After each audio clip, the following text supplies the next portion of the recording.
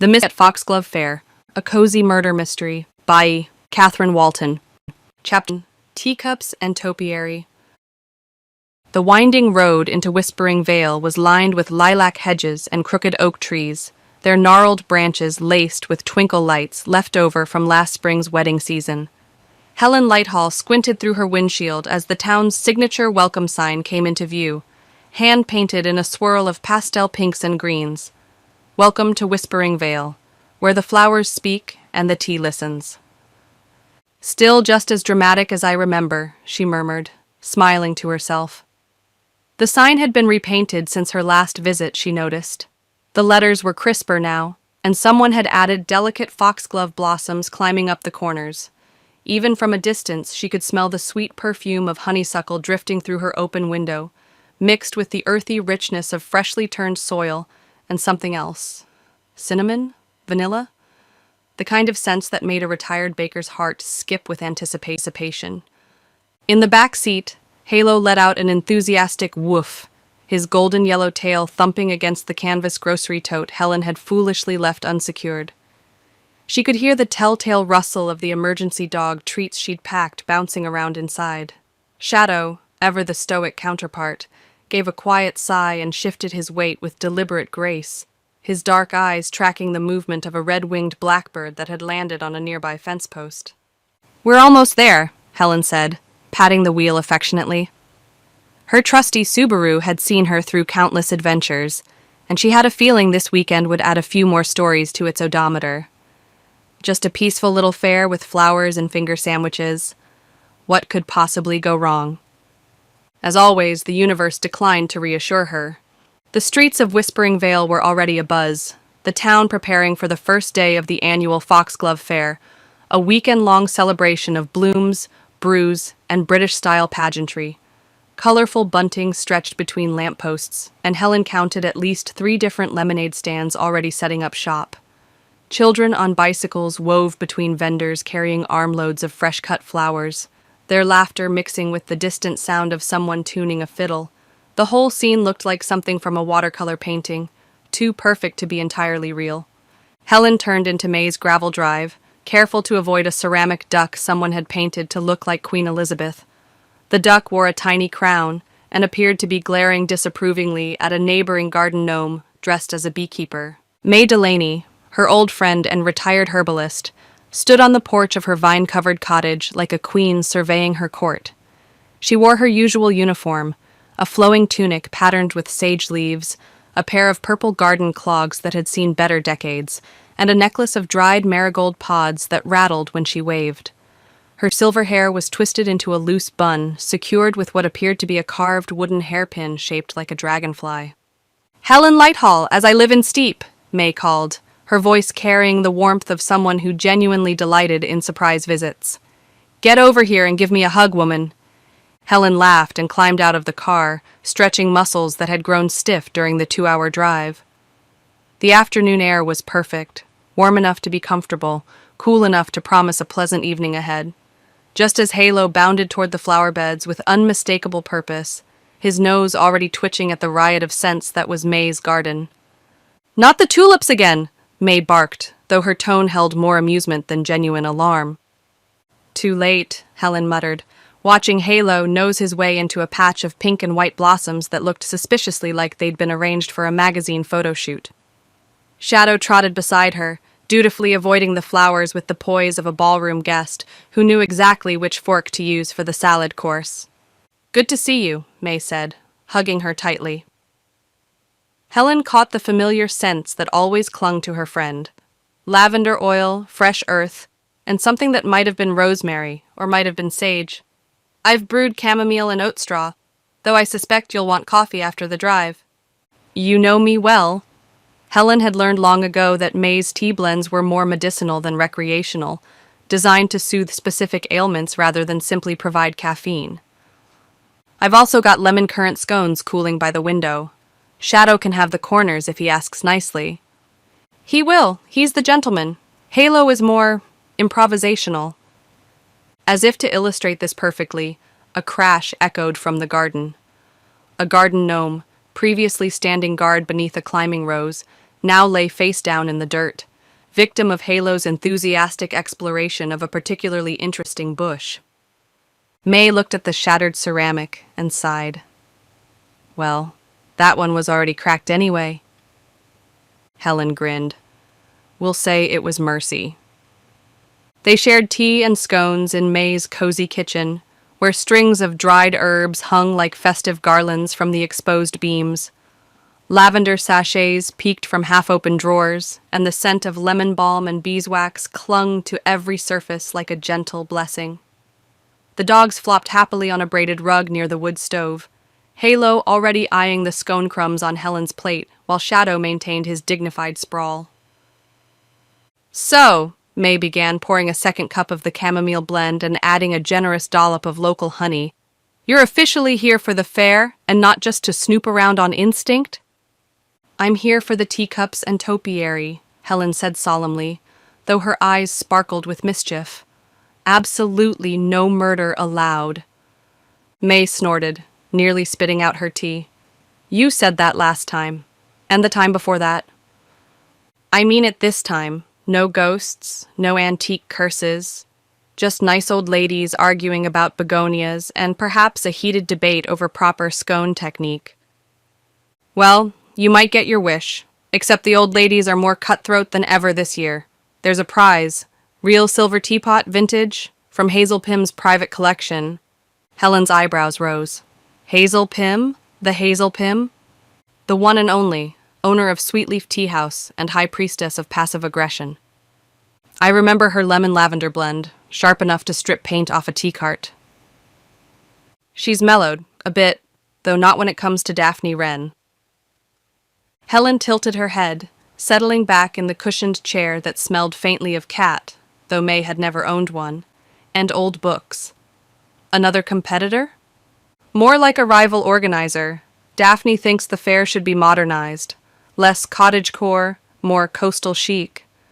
She's been pushing for food trucks instead of traditional booths, and don't get me started on her suggestion to replace the flower crown ceremony with a sustainable lifestyle showcase. Hazel thinks that's blasphemy of the highest order. So the usual small-town politics in floral form. May nodded, reaching over to scratch behind Shadow's ears. But keep an eye out. This year's fair has a peculiar energy. I can't put my finger on it. Maybe it's just the weather. We had that strange late frost last week that killed half the early daffodils. But something feels different. Helen leaned back in her chair, already feeling the familiar tingle of curiosity that preceded most of her inadvertent adventures.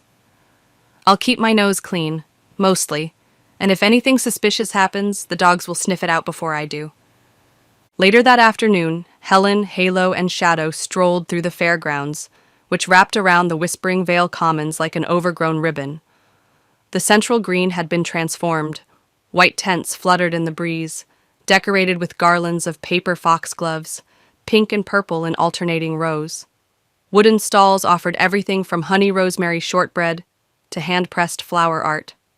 A string quartet had set up beside a stone fountain shaped like a teacup, their music floating over the gentle murmur of conversation and the distant bleating of goats from the petting zoo.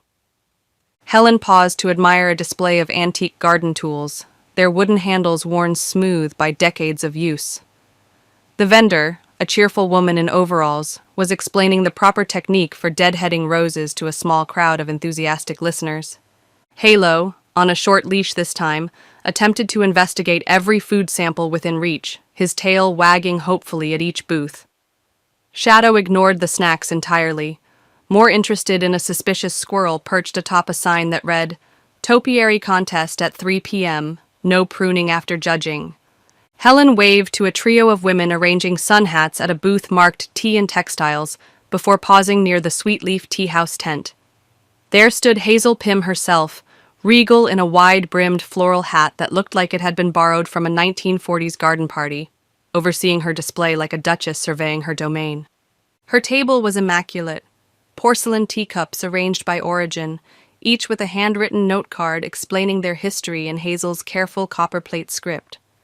A 3-tiered tray of scones, lemon tartlets, and flower-shaped butter cookies gleamed under a glass cloche, and the whole display was framed by trailing ivy and clusters of fresh foxglove in shades of cream and pale pink. Helen approached with a warm smile. "Mrs. Pym, these are absolutely stunning." Hazel barely turned her head, though Helen caught the pleased flush that crept up her neck. "Miss Lighthall, wasn't it? From Maplewood?" "Yes, ma'am. Visiting a friend, May Delaney." At the mention of May, Hazel's nose twitched almost imperceptibly. "Ah, yes, the herb witch." Helen chuckled. "She prefers retired apothecary." Hazel waved a hand dismissively. "She's harmless enough, though her tea blends could use refinement. Too much emphasis on medicinal properties, not enough on proper flavor balance." "Would you like to meet my assistants?" Helen gestured to the labs, who sat politely at her feet, though Halo's nose was working overtime, analyzing all the delicious scents emanating from the display. "This is Halo, the yellow one, and Shadow. He's the refined one." Hazel's eyes softened just a bit, the way they often did when dog lovers encountered well-behaved canines. "Well now, aren't they just, oh!" Halo, with impeccable timing and absolutely no malicious intent, sneezed violently near the tea tray, sending a single lemon tartlet spinning through the air like a tiny citrusy projectile. Hazel clutched her pearls, her face cycling through several expressions before settling on dignified horror. "Excuse me." These were balanced precisely.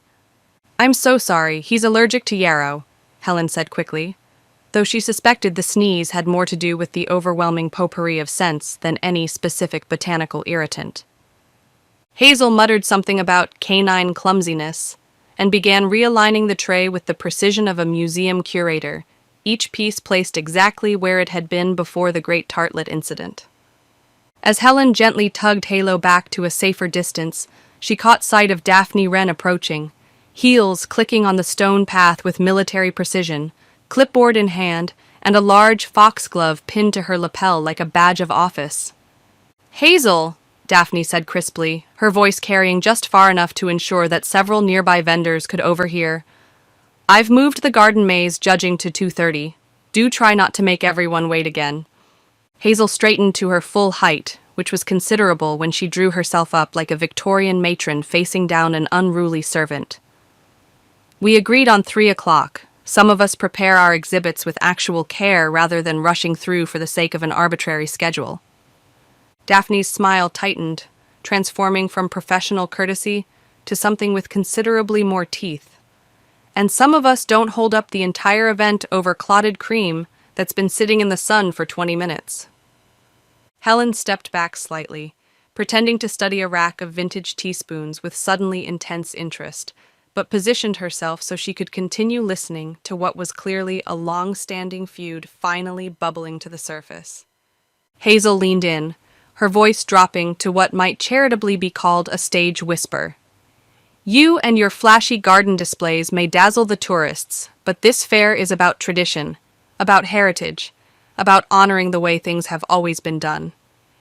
"And yours is about mildew and missed deadlines," Daphne shot back, her clipboard now held like a shield. "Perhaps if you spent less time lecturing about proper tea ceremony and more time actually organizing." Shadow let out a quiet rumble, just enough to make Daphne glance down and remember they had an audience. "Oh," she said, her tone shifting to Arctic politeness. "You brought your dogs again." Helen gave a mild smile, the kind she'd perfected during 30 years of dealing with difficult customers. "They're better behaved than most of the vendors." Daphne sniffed delicately. "Let's hope they're house-trained. We wouldn't want another pie contest incident, would we?" Hazel rolled her eyes with the dramatic flair of someone who had clearly reached the end of her patience. "Honestly, Daphne, she solved 2 murders and a haunted ledger. Let the woman walk her dogs in peace." Before Helen could respond to this unexpected endorsement of her amateur detective skills, a sharp clatter erupted from behind the tea tent. The unmistakable sound of breaking glass, followed by gasps and someone's muffled curse.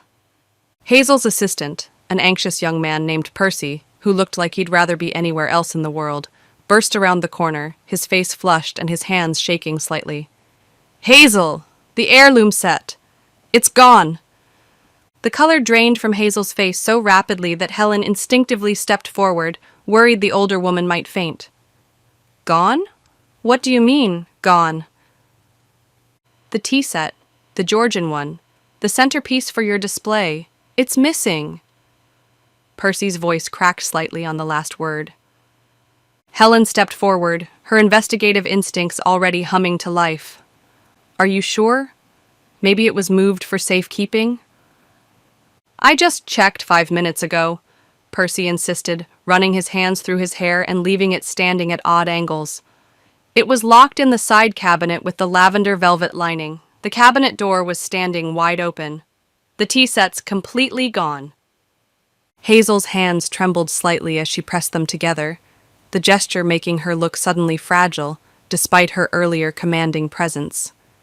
That set belonged to my grandmother. It was only loaned for today's exhibit. It's irreplaceable. Daphne raised an eyebrow, though Helen noticed her expression seemed more knowing than surprised. Security at your tent, Hazel? Not exactly 5-star service? Helen watched Daphne closely, noting that she didn't seem shocked by the theft, merely vindicated, as if this proved some point she'd been trying to make. May appeared behind Helen, drawn by the commotion like a moth to flame, her garden clogs making soft sounds on the grass. What happened? I heard shouting. A theft, Helen whispered, keeping her voice low. And maybe a warning. She looked down as Halo sniffed something near the tent flap, his nose working with the concentration of a professional investigator. A scrap of lavender ribbon, torn and caught on a nail, as if someone had brushed past in a hurry. Helen carefully pocketed the ribbon, making a mental note to examine it more closely later. Shadow stared toward the far end of the fairgrounds, his ears sharp and his posture stiff in that particular way that meant he'd detected something worth investigating. His dark eyes tracked movement that Helen couldn't yet see, but she'd learned to trust his instincts over the years. Something, Helen thought, as she absently stroked Halo's head, was already beginning to unravel beneath the surface of Whispering Vale's picture-perfect festival. And this time, it started with a teacup, not a body. Just as Hazel turned back toward her teacups, her hand flew to her chest. Hazel! Percy said, stepping forward. Hazel swayed, the color draining from her face. Oh no, Helen murmured. Then the older woman collapsed, the hem of her dress sweeping a stack of napkins to the ground as she fell. Chapter 2. Bloom and Doom. The fairgrounds were abuzz with activity the following morning, the scent of dew and fresh pastries hanging in the air like a sweet promise of the day ahead. Early vendors were setting up their displays with the practiced efficiency of people who'd done this dance many times before. Helen could hear the distant sound of someone testing a microphone, tap, tap, tap, and the cheerful chatter of volunteers arranging folding chairs in neat rows for the afternoon's flower arranging demonstration. Helen, flanked by Halo and Shadow, strolled toward the central plaza, where white tents and colorful bunting rippled in the gentle morning breeze. The dogs seemed more subdued today, as if they too sensed that yesterday's festivities had taken an unexpected turn. Halo's usual enthusiasm for investigating every interesting scent was tempered by an alertness that reminded Helen of his behavior during previous mysteries. Shadow, ever the more serious of the two, kept his ears pricked and his gaze scanning their surroundings with the focus of a four-legged security detail. I still can't believe she collapsed mid-scone, May muttered, as she joined Helen near a jam stand where an elderly woman was arranging mason jars filled with preserves in jewel-bright colors.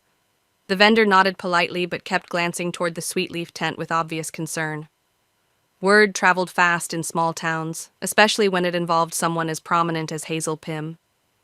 Hazel may be dramatic, but she's not one to faint over overbaked shortbread.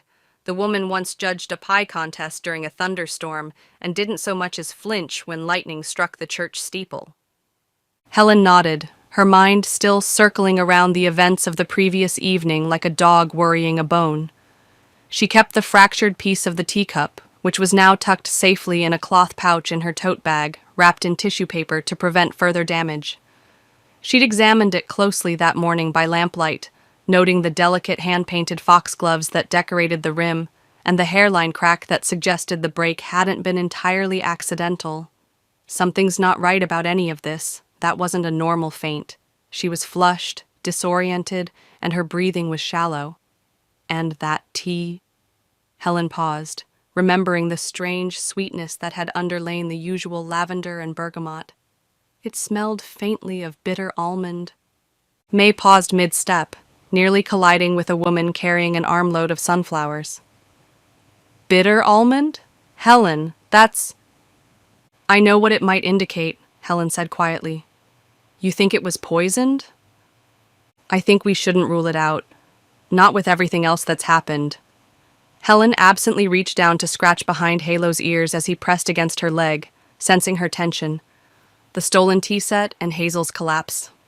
The two women navigated through the winding garden path that led away from the fairgrounds, past beds of late-blooming roses and carefully tended herb gardens that filled the air with the scents of rosemary, thyme, and something Helen couldn't quite identify, but that made her think of her grandmother's kitchen.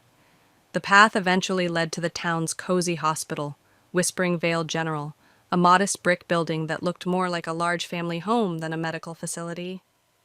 Inside, the halls were painted in soothing shades of sage green and cream, and someone had placed fresh flower arrangements on small tables at regular intervals. The antiseptic smell common to most hospitals was barely noticeable, overwhelmed by the subtle fragrance of lavender and lemon balm. May's influence, Helen suspected. Hazel Pym lay nestled in a bed surrounded by floral sheets that someone, probably May, had brought from home. Her normally rosy cheeks were pale against the starched pillowcase, and her silver hair, usually styled in perfect waves, lay limp around her face. She looked smaller somehow, diminished, as if whatever had happened had drained some essential vitality from her usually commanding presence. A nurse with kind eyes and comfortable shoes greeted them quietly at the door. She's stable, but weak. The doctor says her vital signs have improved since last night, but she's still drifting in and out of consciousness. You can have a few minutes, but please keep your voices low. Helen gently approached Hazel's side, noting the way the older woman's fingers clutched the edge of the blanket even in sleep. It's Helen, Mrs. Pym. May's here too. Hazel's eyelids fluttered like moth wings against lamplight. Her lips parted slightly, and Helen could see her struggling to form words. When she finally spoke, her voice was barely a whisper, dry as autumn leaves. "Map!" she rasped, the word trailing off into silence. Helen leaned closer, catching the faint scent of the hospital's lavender soap mixed with something else, something that reminded her unpleasantly of the bitter almond smell from the tea. "What did you say, Mrs. Pym? Can you repeat that?" But Hazel's eyes had already fluttered shut again, though her fingers twitched toward the nightstand as if reaching for something that wasn't there. Helen followed the gesture and noticed that the surface was conspicuously bare except for a water glass and a small vase containing a single white rose. May stepped closer, her face creased with concern. Did she say map? That's what it sounded like to me. I think so. Helen studied Hazel's peaceful face, noting the way her breathing had deepened again. But a map to what? And why would she think of that now? They stood in comfortable silence for a few moments, listening to the soft sounds of the hospital around them, distant footsteps, muffled conversations, the quiet hum of medical equipment. Finally, May touched Helen's arm gently. We should let her rest. But I think we need to have a serious conversation about what's really happening here. Outside the room, Helen and May exchanged meaningful looks that spoke of years of friendship and a dozen smaller mysteries they'd puzzled through together. Hazel's heirloom tea set might hide more than just tea and sentimentality, Helen murmured, keeping her voice low as they walked toward the hospital's exit. What if it holds a map? A recipe? Some kind of clue that someone was desperate enough to steal? Maybe it's all three, May said thoughtfully, pushing open the door and stepping into the warm morning sunshine. It's been in her family for generations, passed down from mother to daughter like a sacred trust. You know, Hazel's great-aunt was one of the original tea blenders of the Vale. Some say she even dabbled in herbal remedies and, well, folklore. The kind of knowledge that people use to guard very carefully. Helen felt a familiar tingle of curiosity mixed with apprehension. The kind of knowledge someone might kill for? Or at least poison for, May replied grimly. They left the hospital with a quiet determination that seemed to communicate itself to the dogs, who fell into step beside them with renewed purpose. The walk back toward the town center took them past gardens where late summer flowers bloomed in glorious profusion, but Helen found herself studying each passerby with new suspicion. Anyone could be hiding secrets in a town like Whispering Vale, where everyone knew everyone else's business, or thought they did. The Sweetleaf Teahouse stood on a corner lot, its Victorian architecture gracefully weathered by decades of seasons. The building was shuttered now, its front porch a charming mosaic of flower pots in various sizes, faded welcome signs promising the best cream tea. This side of Devon, and a collection of vintage garden tools arranged artfully against the painted clapboard siding. Inside, Helen could see that sunlight was filtering through lace curtains, catching motes of dust in its beams and creating patterns that shifted and danced like living things. Helen and May entered through the back, using the emergency spare key that Hazel had long ago entrusted to May, a sign of the deep friendship between the two women that transcended their occasional disagreements about proper tea-blending techniques. The interior of the tea house was exactly as Helen remembered it. Cozy rooms filled with mismatched furniture that somehow worked perfectly together, walls lined with photographs of long-dead relatives and local landmarks, and everywhere the lingering scent of bergamot, lavender, and something indefinably comforting that spoke of countless conversations shared over steaming cups. They moved past the kitchen, with its vintage stove and open shelves lined with tea tins in every conceivable size and color, into Hazel's private office. Here, a magnificent china hutch stood like a shrine to the art of tea service, its glass doors revealing treasures collected over a lifetime. Delicate cups with hand-painted roses, a silver tea strainer that caught the light like jewelry, and serving pieces that belonged in a museum. Helen opened the glass door carefully and gently retrieved the broken teacup from where she'd placed it the night before, wrapped in one of Hazel's embroidered tea towels. In the better light of morning, she could see more details. The crack ran along a specific line, almost as if it had been designed to break in exactly that spot. "There's a false bottom in this one," she said, running her fingers along the delicate porcelain. "I can feel the seam where two pieces were joined together." May watched with fascination as Helen twisted the bottom of the cup carefully, applying just enough pressure to engage whatever mechanism held it in place. With a soft click that sounded unnaturally loud in the quiet room, a tiny compartment opened like a secret jewelry box, revealing its hidden treasure. Inside was a curled piece of parchment, yellowed with age and covered in handwriting so delicate it looked like calligraphy. "Careful," May whispered, as if speaking too loudly might cause the fragile paper to crumble into dust. They unrolled it with the reverence usually reserved for historical documents, which Helen suspected this might very well be. The ink had faded to brown, but the words were still clearly legible, written in the kind of flowing script that suggested both education and leisure, the handwriting of someone who had time to make even grocery lists beautiful. It wasn't a recipe, as Helen had half expected. Instead, it was a verse that read like something from a much older time. "In Foxglove's shade where secrets dwell, a whisper told, and none may tell.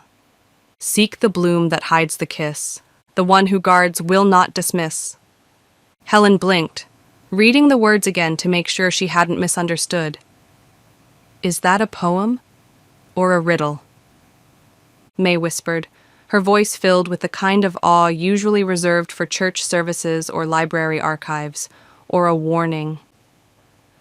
Outside, Shadow's bark cut through the morning air, not his usual alert bark, but something sharper, more urgent.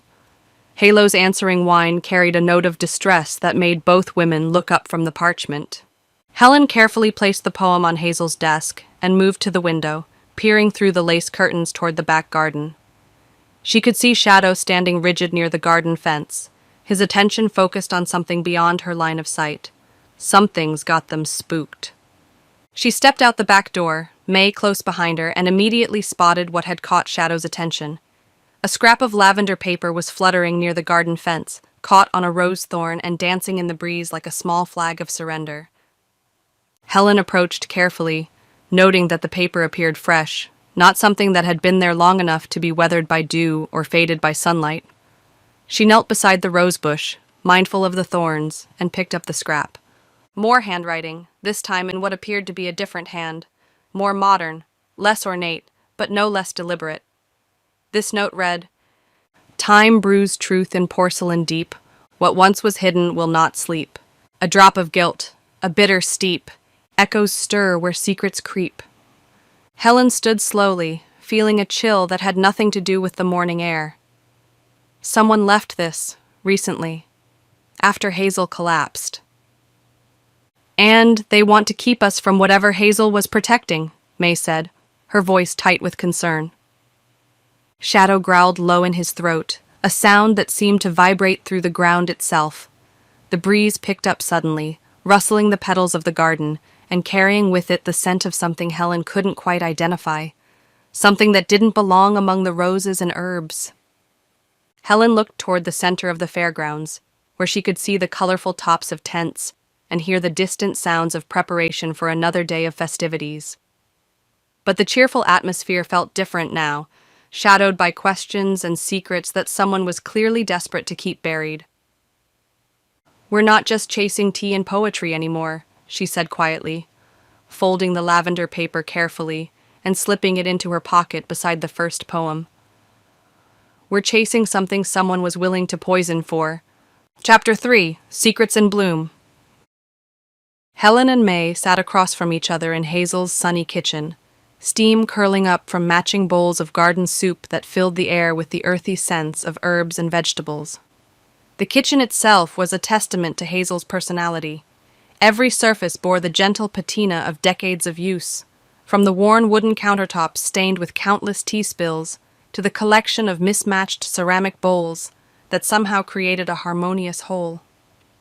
Dried bundles of lavender and rosemary hung from hooks screwed into the exposed beams, and mason jars filled with mysterious powders and tinctures lined the windowsill like a small apothecary.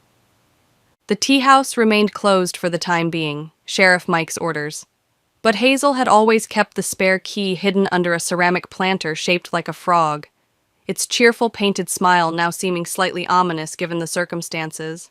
Helen and May didn't feel too guilty about letting themselves in. After all, they weren't there for idle curiosity or casual snooping. They were on a mission to uncover whatever secrets had driven someone to poison their friend. "Is it just me?" May said, blowing gently on her spoon and watching the steam rise in delicate spirals. "Or does this soup taste exactly like Hazel's spring tonic, the one she used to force on anyone who looked even slightly under the weather?" "That's because it probably is," Helen replied, smiling faintly as she recognized the distinctive combination of flavors. Parsley, mint, carrots, and a dash of something that smells like lemongrass. She always claimed it could cure everything from headaches to heartbreak. She took another spoonful, noting the subtle warmth that seemed to settle in her chest, not from temperature alone, but from something more medicinal. Though I suspect there are a few ingredients she never mentioned in polite company. Halo and Shadow lay curled in the corner near the back door, their usual positions for maximum supervision of both the room and the garden beyond. They'd been unusually quiet since their morning patrol, as if they too sensed the weight of secrets pressing down on the cozy space. Halo's golden coat caught the afternoon sunlight streaming through the window, while Shadow's darker fur seemed to absorb the light, making him look like a living shadow keeping watch. Helen leaned forward, lowering her voice even though they were alone. The kitchen seemed to encourage whispered conversations, as if the walls themselves had absorbed decades of confidences shared over tea and homemade biscuits. "Do you remember Hazel mentioning anything unusual about that tea set of hers? Anything beyond the usual family heirloom sentimentality?" May sipped her soup thoughtfully, her eyes taking on the distant look she got when sorting through years of accumulated memories. Only that she was absolutely obsessive about its care. She never let anyone wash it except herself, not even Percy, and he's been helping her for 3 years. Once she even snapped at me when I offered to dry the pieces after she'd washed them. Said something about layers of memory and not disturbing the glaze. At the time, I assumed she was being typically dramatic. You know how precious she is about her family treasures. Helen nodded, remembering Hazel's tendency toward theatrical pronouncements about the importance of tradition and proper tea ceremony.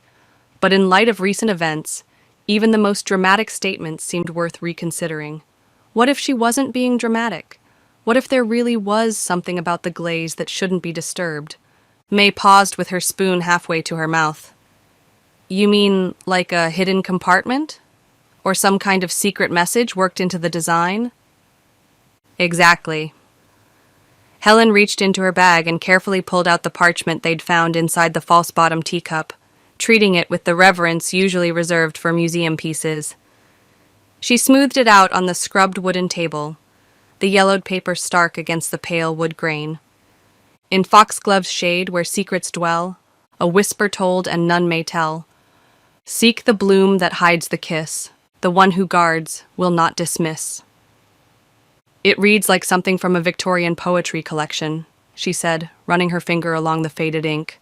But I think it's actually a riddle, or maybe a warning disguised as verse. May leaned over the parchment, her reading glasses sliding down her nose as she studied the careful script. This foxglove's kiss sounds metaphorical at first glance. Something about forbidden love or dangerous beauty.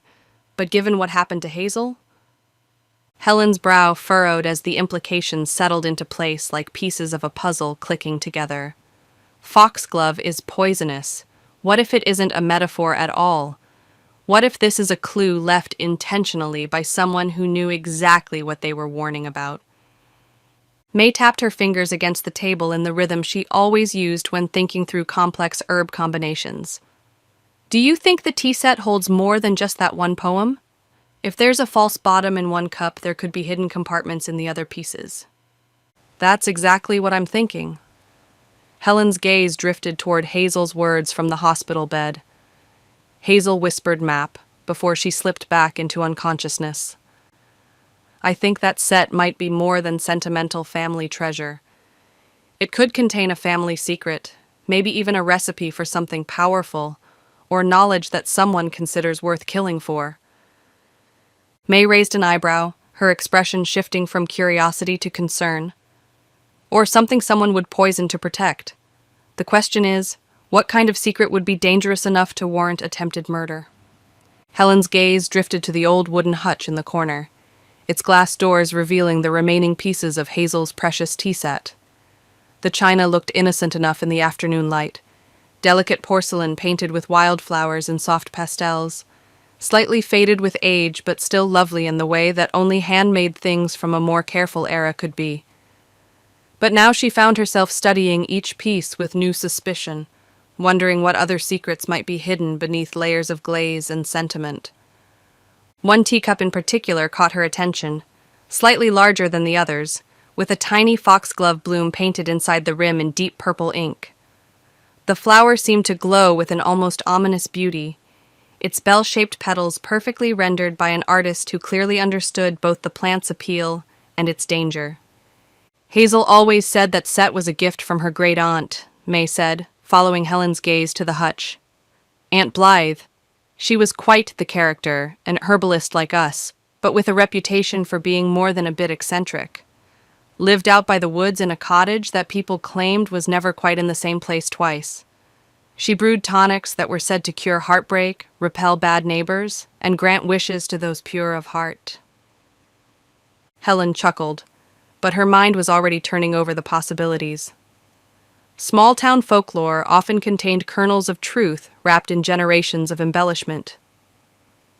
Do you think it's possible there's something more concrete to those stories?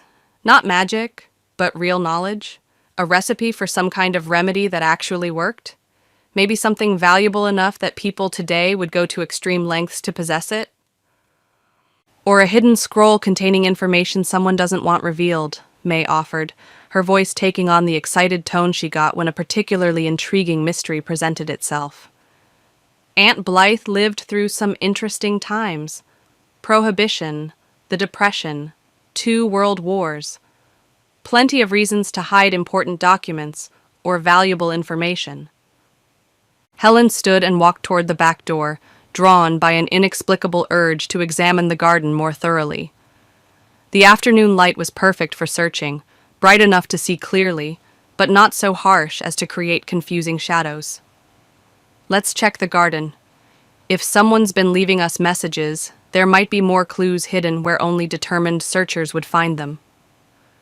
Outside, the air was rich with the complex scents of herbs and growing things.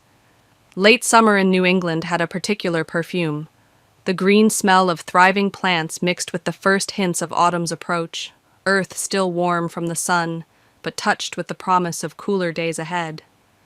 The garden itself was a masterpiece of controlled chaos, with herbs and flowers planted in patterns that seemed random, but were clearly the result of decades of careful cultivation. Shadow led the way around the side of the teahouse, his nose working overtime as he processed the layers of scent that painted an invisible map of recent visitors. Halo followed with less scientific precision, but equal enthusiasm, occasionally stopping to investigate particularly interesting smells with the thoroughness of a four-legged forensics expert. They made their way past raised beds filled with medicinal herbs, echinacea for immune support, chamomile for calming teas, feverfew for headaches, each plant carefully labeled with small wooden markers in Hazel's precise handwriting. Helen found herself wondering how many of these seemingly innocent plants could be dangerous in the wrong hands or the wrong dosages. Behind the back hedge, near a well-maintained compost bin that smelled of rich earth and decomposing leaves, Shadow stopped suddenly and growled low, not his warning growl for strangers or threats, but the particular sound he made when he'd found something that shouldn't be there. Helen joined him immediately, scanning the area with the systematic attention she'd learned during previous investigations. At first, she saw nothing unusual, just the typical detritus of a working garden. But then her eye caught a flash of color that didn't belong among the browns and greens. Something was caught in the branches of a nearby elderberry bush, fluttering slightly in the breeze like a small flag of surrender. She reached in carefully, mindful of the thorns, and pulled out a crumpled scrap of lavender paper. May looked over her shoulder, her breath warm against Helen's ear. Another one? Helen smoothed the paper carefully, noting that this one appeared even fresher than the first. The edges weren't weathered, and the ink showed no signs of fading. Written in the same elegant hand as the poem, but with slightly more urgency in the script, as if the writer had been pressed for time. Beneath petals soft, betrayal grows. One sip, one lie, and no one knows. Let foxglove bloom, let truth unfold. Not every secret should be told. May's expression darkened as she read the words aloud, her voice dropping to barely above a whisper. Someone's definitely warning us off, or trying to scare us away from whatever we're getting close to discovering. Helen looked around the yard with new wariness, studying the shadows between the herb beds and the dark spaces beneath the sprawling hydrangea bushes. The garden that had seemed so peaceful moments before now felt full of watching eyes and hidden dangers. Or, she said quietly, they're daring us to dig deeper. Sometimes the best way to ensure someone does something is to warn them not to do it. The afternoon breeze picked up, carrying with it the scent of rain and something else. Something that made both dogs tense and Helen's instincts prickle with unease. Somewhere in this peaceful garden, among the healing herbs and carefully tended flowers, secrets were blooming as surely as the foxglove in its shadowy corner. And Helen was beginning to suspect that before this mystery was solved, she would need to decide just how dangerous those secrets really were, and whether some truths were worth the price of uncovering them. Chapter 4: Petals and Pretenses. The next morning dawned crisp and clear, with the kind of September air that carried promises of autumn even as summer fought to maintain its hold. Helen returned to the fairgrounds while May stayed behind to check on Hazel's plants, a task that had become more urgent since the teahouse's enforced closure. The morning dew still clung to spider webs stretched between fence posts, creating tiny works of art that sparkled like scattered diamonds in the early sunlight. The parade committee had set up a long row of flower floats in preparation for Saturday's big event. their wooden frames draped with chicken wire and waiting for the elaborate floral decorations that would transform them into moving gardens. The smell of marigolds, hydrangeas, and honeysuckle filled the air, so thick and sweet it was almost overwhelming. Helen could hear the distant sound of hammering as volunteers worked to secure the last structural elements, their voices carrying across the commons in the cheerful chaos that preceded any major community event. Halo and Shadow seemed more relaxed this morning, perhaps responding to Helen's own determination to approach the day's investigation with methodical calm rather than the urgency that had driven yesterday's discoveries. Shadow trotted beside her with his usual dignity, while Halo investigated every interesting scent with renewed enthusiasm, though he remained carefully leashed after yesterday's various incidents. Helen made her way toward the hospitality tent, a large white canvas structure that served as the fair's unofficial command center. Inside, the morning light filtered through the fabric created a warm, golden atmosphere that might have been peaceful if not for the constant bustle of activity. Volunteers hurried back and forth with clipboards, flower arrangements, and steaming cups of coffee, their movements orchestrated by the woman at the center of it all. Daphne Wren, head of the Whispering Vale Beautification Society and self-appointed coordinator of all things floral, was holding court from behind a table laden with schedules, permits, and what appeared to be enough paperwork to run a small corporation. She directed volunteers with the precision of a symphony conductor, her clipboard serving as both baton and shield as she managed the controlled chaos of fair preparation. "Daphne," Helen greeted as she approached, noting how the other woman's posture immediately stiffened at the interruption. Daphne turned, her smile snapping into place with the mechanical precision of a well-oiled machine. Her crisp linen dress looked as if it had been pressed moments before, despite the early hour, and not a hair was out of place in her carefully styled bob. "Helen, how absolutely delightful to see you again. I trust your companions are behaving themselves today." The pause before companions, and the slight emphasis on the word, made it clear that Daphne hadn't forgotten the other day's various canine incidents. Helen replied with deliberately cheerful obliviousness. "They're charming as always. Shadow's been practicing his garden etiquette, and Halo's learned to sneeze more quietly."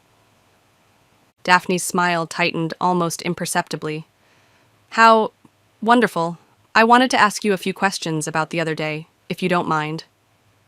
Daphne waved a hand dismissively, the gesture somehow managing to convey both concern and irritation.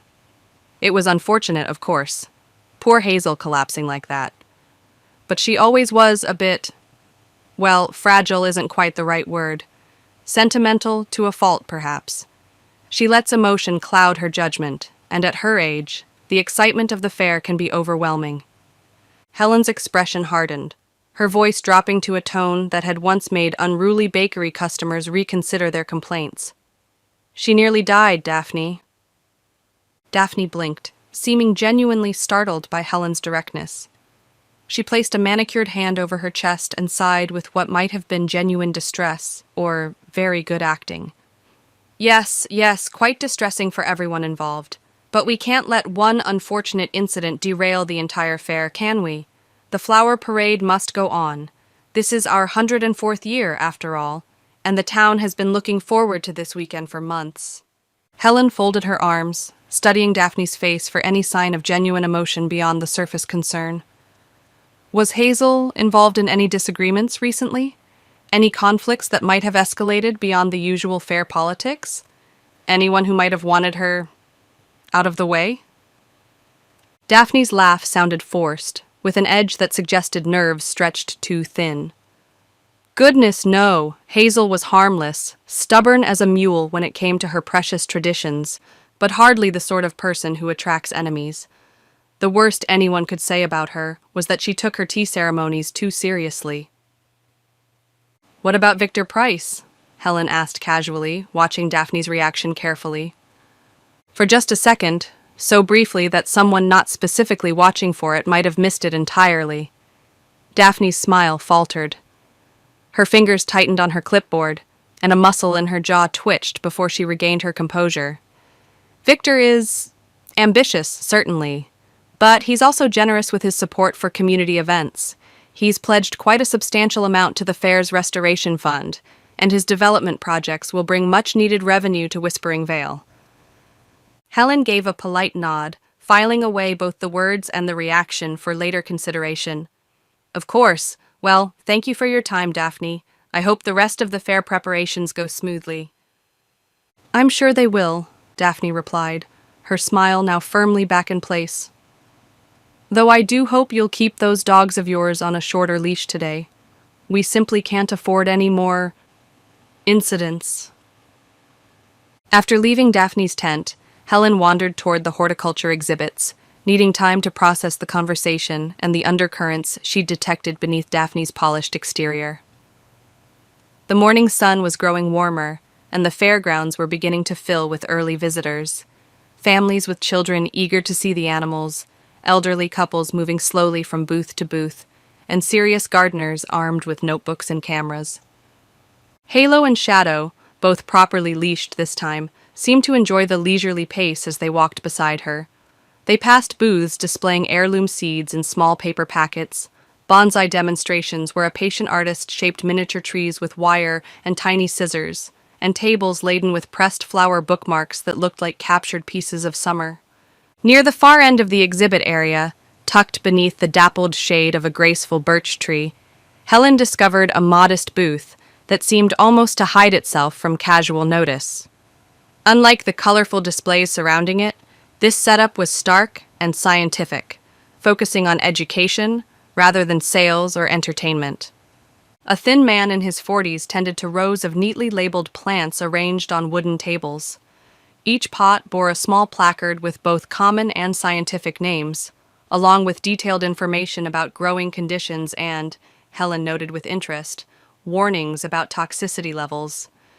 The man himself was unremarkable at first glance. Medium height, sandy hair beginning to thin at the temples, and pale gray eyes behind wire-rimmed glasses that gave him a scholarly appearance. But it was his subject matter that caught Helen's attention.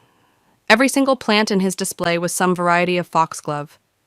Digitalis purpurea in shades from pure white to deep purple, some just beginning to bud while others displayed the full glory of their bell-shaped flowers. "Morning," Helen said pleasantly as she approached. "Quite an impressive collection you have here." The man looked up with those pale gray eyes, and Helen noticed that his gaze seemed to catalogue and evaluate her in the space of a heartbeat. "Thank you. They're all Digitalis purpurea, common foxglove. Highly toxic, but undeniably beautiful. It's a perfect example of nature's warning system. The most dangerous things are often the most attractive."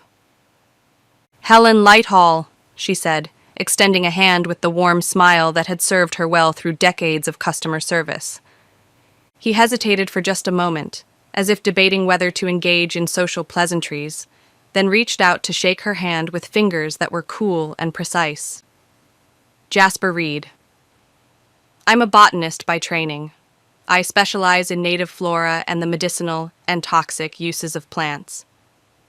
Halo chose that moment to sneeze dramatically beside one of the foxglove pots, his sudden movement causing several visitors to turn and look.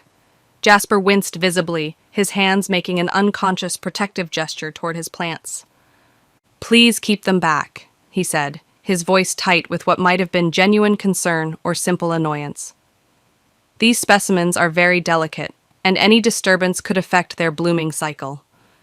"Of course," Helen said, gently pulling both dogs a step away while noting Jasper's reaction. "I was wondering, do you often exhibit at the fair? This seems like quite a specialized display for a general audience."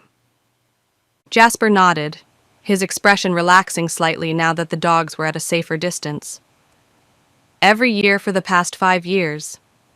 Education is important, especially when it comes to plants that people might encounter in their own gardens. Most people don't realize how many potential poisons are growing in their own backyards. Foxglove, oleander, castor beans, even common rhubarb leaves can be dangerous if consumed." Helen tilted her head, genuinely curious despite her suspicions. "You're quite familiar with foxglove's effects, then? Beyond just the botanical details?" "Very familiar. His gaze was cool, professional, but something in his tone suggested deeper knowledge than mere academic interest. Digitalis causes nausea, vomiting, visual disturbances, and bradycardia, slow heart rate. In sufficient doses, it can cause complete cardiac arrest. It's been used medicinally for centuries to treat heart conditions, but the line between therapeutic and toxic doses is razor thin. Helen paused, letting a moment of silence settle between them before asking, "Were you here during the tea tasting event? When Mrs. Pym collapsed?" "I was setting up my display," he replied without hesitation, gesturing toward a clipboard hanging from one corner of his booth. "I signed in with the volunteer coordinator at 7:30 and worked here until well past noon. Why do you ask?" Helen offered her most disarming smile, the one that suggested idle curiosity rather than serious investigation. "Oh, just making friendly conversation. Small towns, you know. Everyone wants to piece together what happened." Jasper watched her carefully, and Helen had the distinct impression that he was evaluating her words as carefully as she was evaluating his. "Is Mrs. Pym recovering well? I heard she was taken to the hospital." "She's doing better, thank you," Helen said, noting that he seemed to know exactly who she meant without needing additional clarification. "You know her personally?" "Not personally, no. But anyone who's lived in Whispering Vale for more than a week knows Hazel Pym. She's quite a personality." Helen nodded, but something in his tone, measured, almost clinical, set off alarm bells in her mind. There was a detachment there that seemed odd when discussing a neighbor's medical emergency, a coolness that contrasted sharply with the concerned reaction she'd gotten from everyone else. "Well, I hope you enjoy the rest of the fair," she said, guiding the dogs away with gentle pressure on their leashes. As she walked away, her mind automatically catalogued and sorted the information she'd gathered. A man with extensive knowledge of poisonous plants, specifically foxglove, a precise, scientific personality that might be capable of calculating exact dosages, and a slightly unsettling detachment from human concerns that made her wonder what other emotions he might be capable of suppressing. She glanced back once, ostensibly to admire the birch tree's autumn-touched leaves, and caught sight of Jasper still watching her retreat. He stood perfectly still among his toxic beauties, his pale eyes following her movement with the patient intensity of a scientist observing an interesting specimen. Still, silent, waiting, as if he were anticipating something or someone to bloom. Chapter 5. Tea Leaves and Tension. The Whispering Vale Community Hospital sat on the northern hilltop like a gentle guardian watching over the town below, surrounded by old oaks whose leaves were just beginning to hint at autumn's approach and lilacs that had bloomed early this year in defiance of the uncertain weather. The building itself was a comforting blend of modern medical efficiency and small-town charm, brick and glass softened by climbing ivy and window boxes full of cheerful marigolds that seemed to promise healing along with hope. The scent of antiseptic tried and failed to drown out the fresh floral air that drifted through the lobby windows, which had been opened to take advantage of the unusually warm September afternoon. Helen and May stepped inside, their footsteps muffled by carpet that looked like it had been chosen specifically to be soothing rather than stylish. The lobby walls were painted in soft sage green and decorated with watercolor paintings of local landscapes, the kind of art that whispered rather than shouted, perfect for a place where people came seeking comfort. They were guided by Mrs. Patterson, the information desk attendant who had known both women since they were girls, to Hazel Pym's room in the East Wing. Mrs. Patterson moved with the careful efficiency of someone who had spent decades shepherding worried families through hospital corridors, her soft-soled shoes making no sound on the polished floors. "She's been asking for visitors," Mrs. Patterson confided as they walked. "Well, not exactly asking, more like muttering names when she thinks no one's listening. Yours came up more than once, May."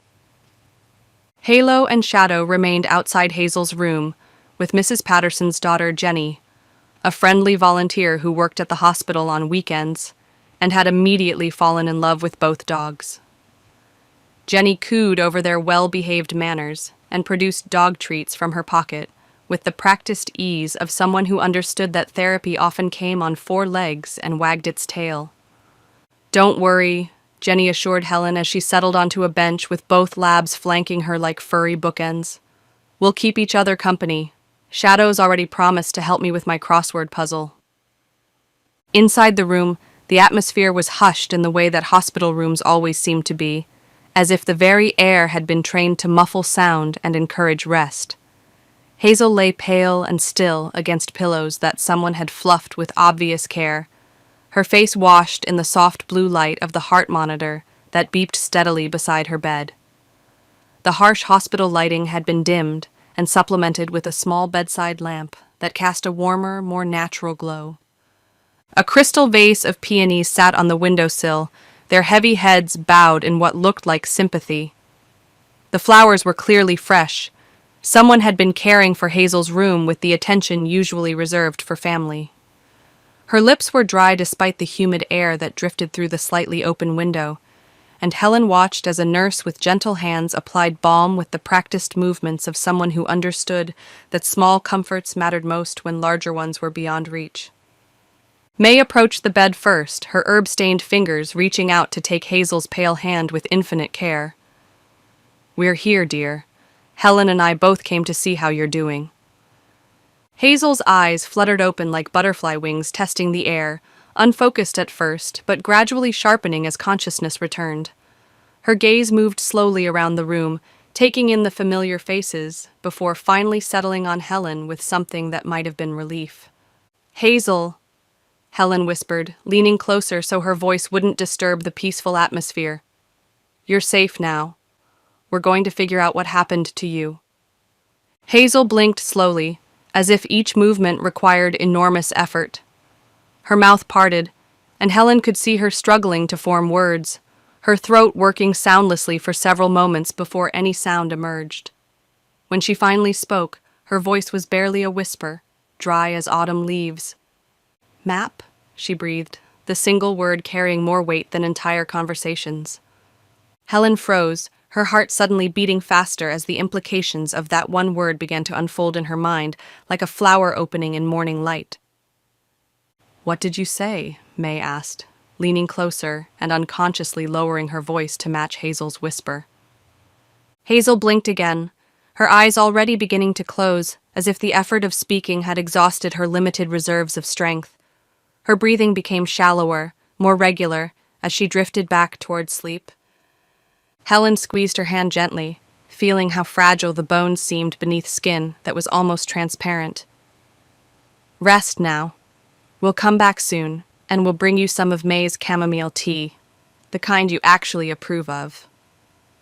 Outside the room, May paced the hallway with the restless energy of someone whose mind was racing faster than her feet could carry her. The corridor was quiet, except for the distant sounds of the hospital, soft conversations, the squeak of wheels on linoleum, the gentle ping of elevators arriving at their destinations. "Map?"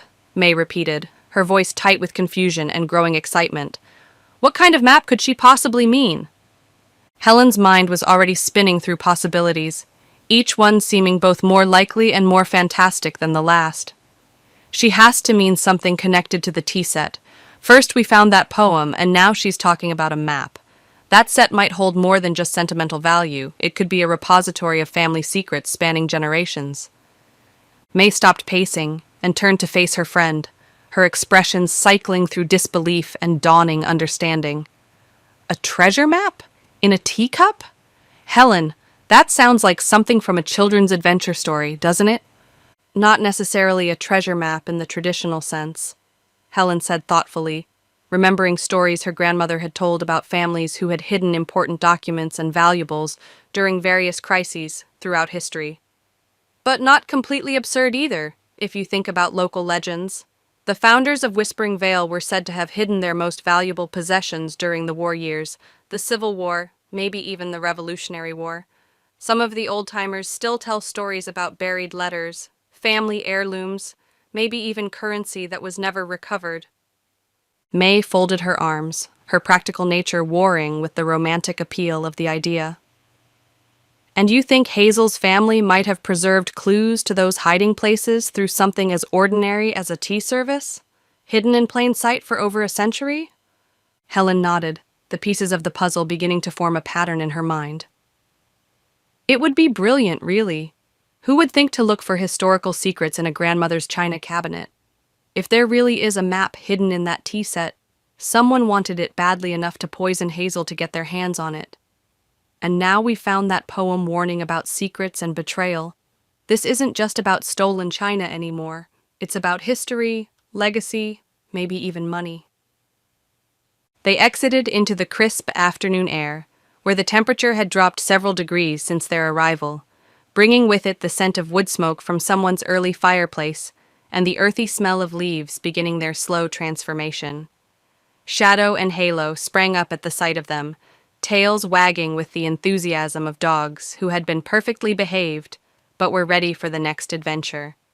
Helen gave each dog a pat and scratched behind their ears before turning to May with renewed determination.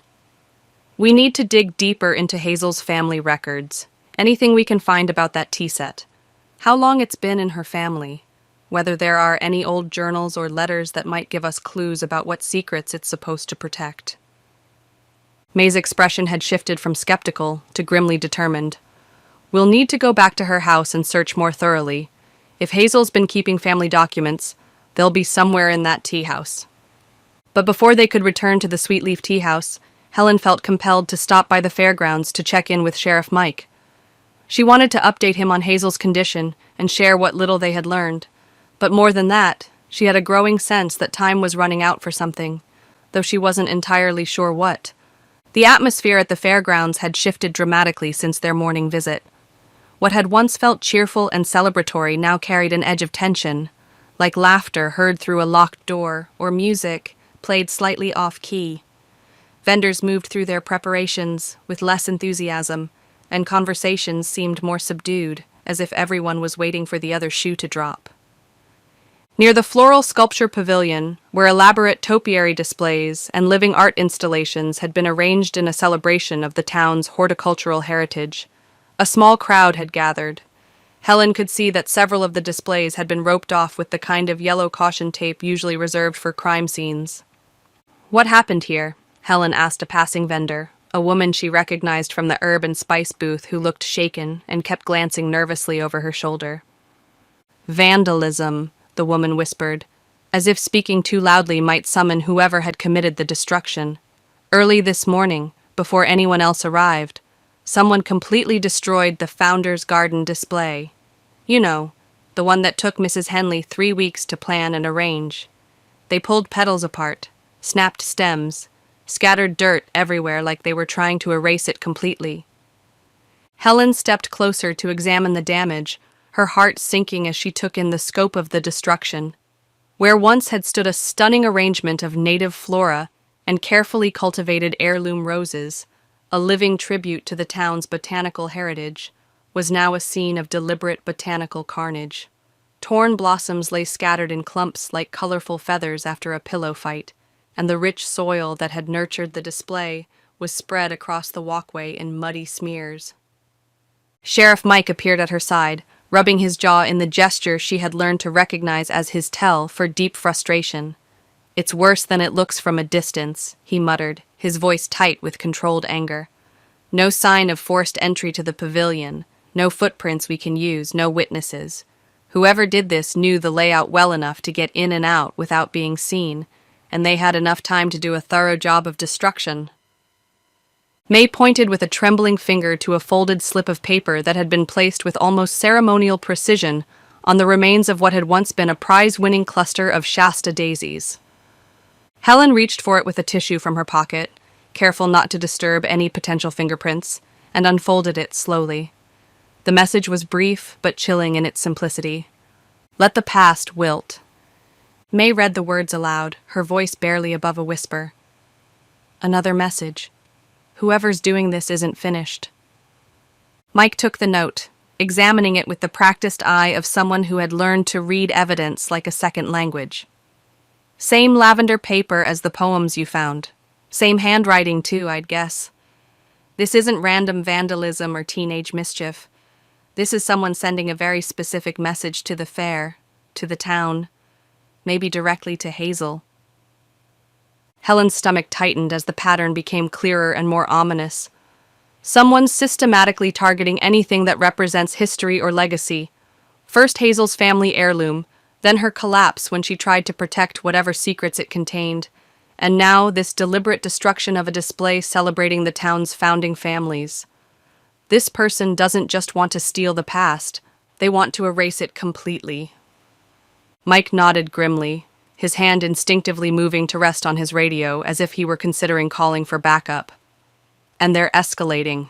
From theft to poisoning to destruction of public property. They're getting bolder, which usually means they're getting more desperate. Back at the Sweetleaf Teahouse, Helen and May entered through the rear entrance once again, but this time Helen moved with focused intent rather than casual curiosity. She headed straight to Hazel's office in the back corner of the building, past the cozy reading nooks and display cases that had made the tea house a beloved gathering place for the community. May followed close behind, her fingers unconsciously brushing over the dusty spines of old cookbooks that lined the narrow hallway. The books seemed to whisper of decades of accumulated wisdom, recipes handed down through generations, techniques perfected through years of practice, the kind of knowledge that couldn't be learned from modern instruction manuals.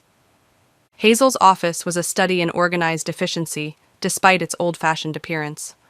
One entire wall was lined with small wooden drawers, each labeled with neatly handwritten tags in Hazel's distinctive copperplate script: chamomile, tinctures, family receipts, seasonal blends, and dozens of others that spoke of a lifetime spent cataloging and preserving herbal knowledge.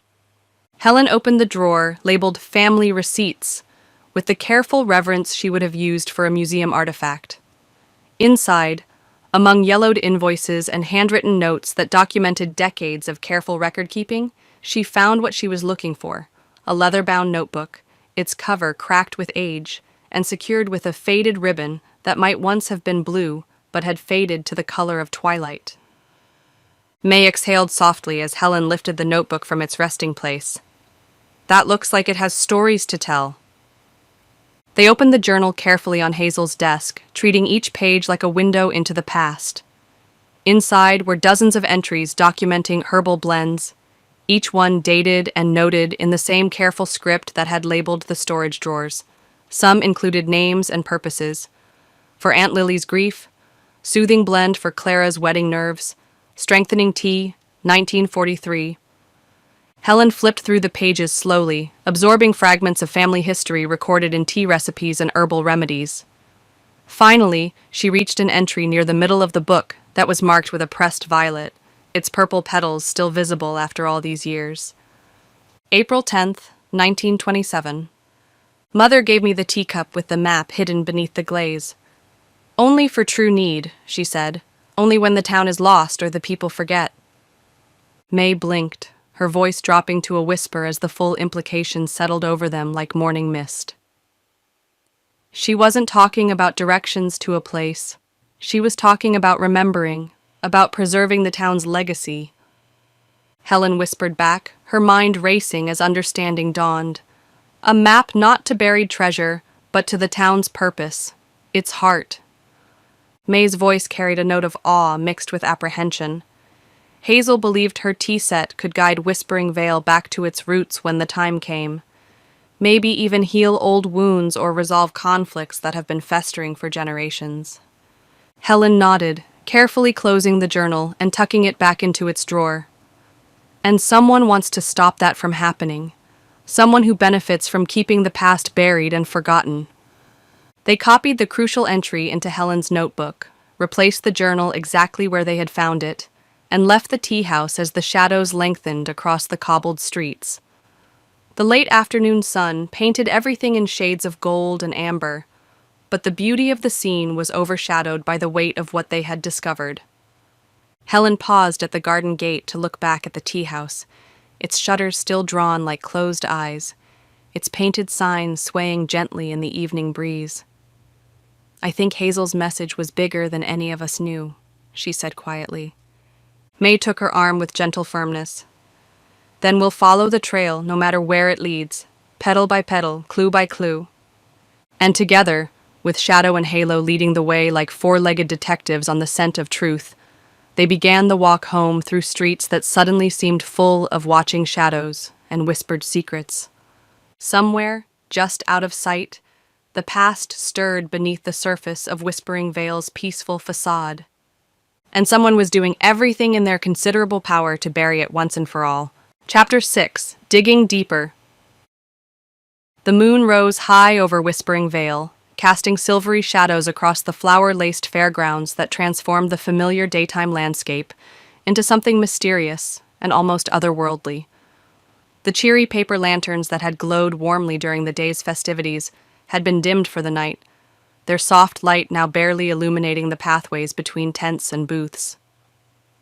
The scent of crushed petals and sweet hay lingered in the cool evening air, mixing with the earthier smells of dew-dampened grass and the distant wood smoke from someone's fireplace.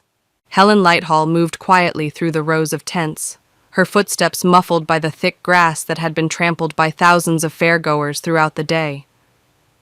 Shadow padded silently at her side with the stealth of a professional investigator, while Halo occasionally veered off to sniff a discarded funnel cake wrapper or examine an interesting scent trail, before Helen's gentle hiss reminded him to stay focused on their mission.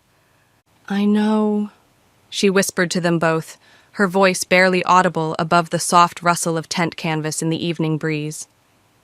"This isn't exactly proper behavior for a retired baker who's supposed to be enjoying a peaceful weekend getaway.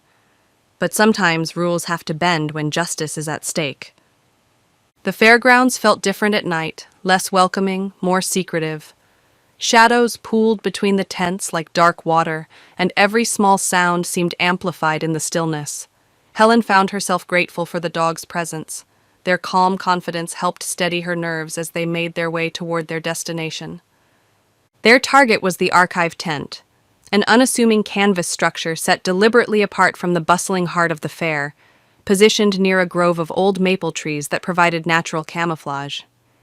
During the day, it served as a quiet refuge for history enthusiasts and genealogy buffs, used mostly by the town's historical society to display founder memorabilia, old maps, faded photographs, and the kind of treasured local artifacts that told the story of Whispering Vale's past.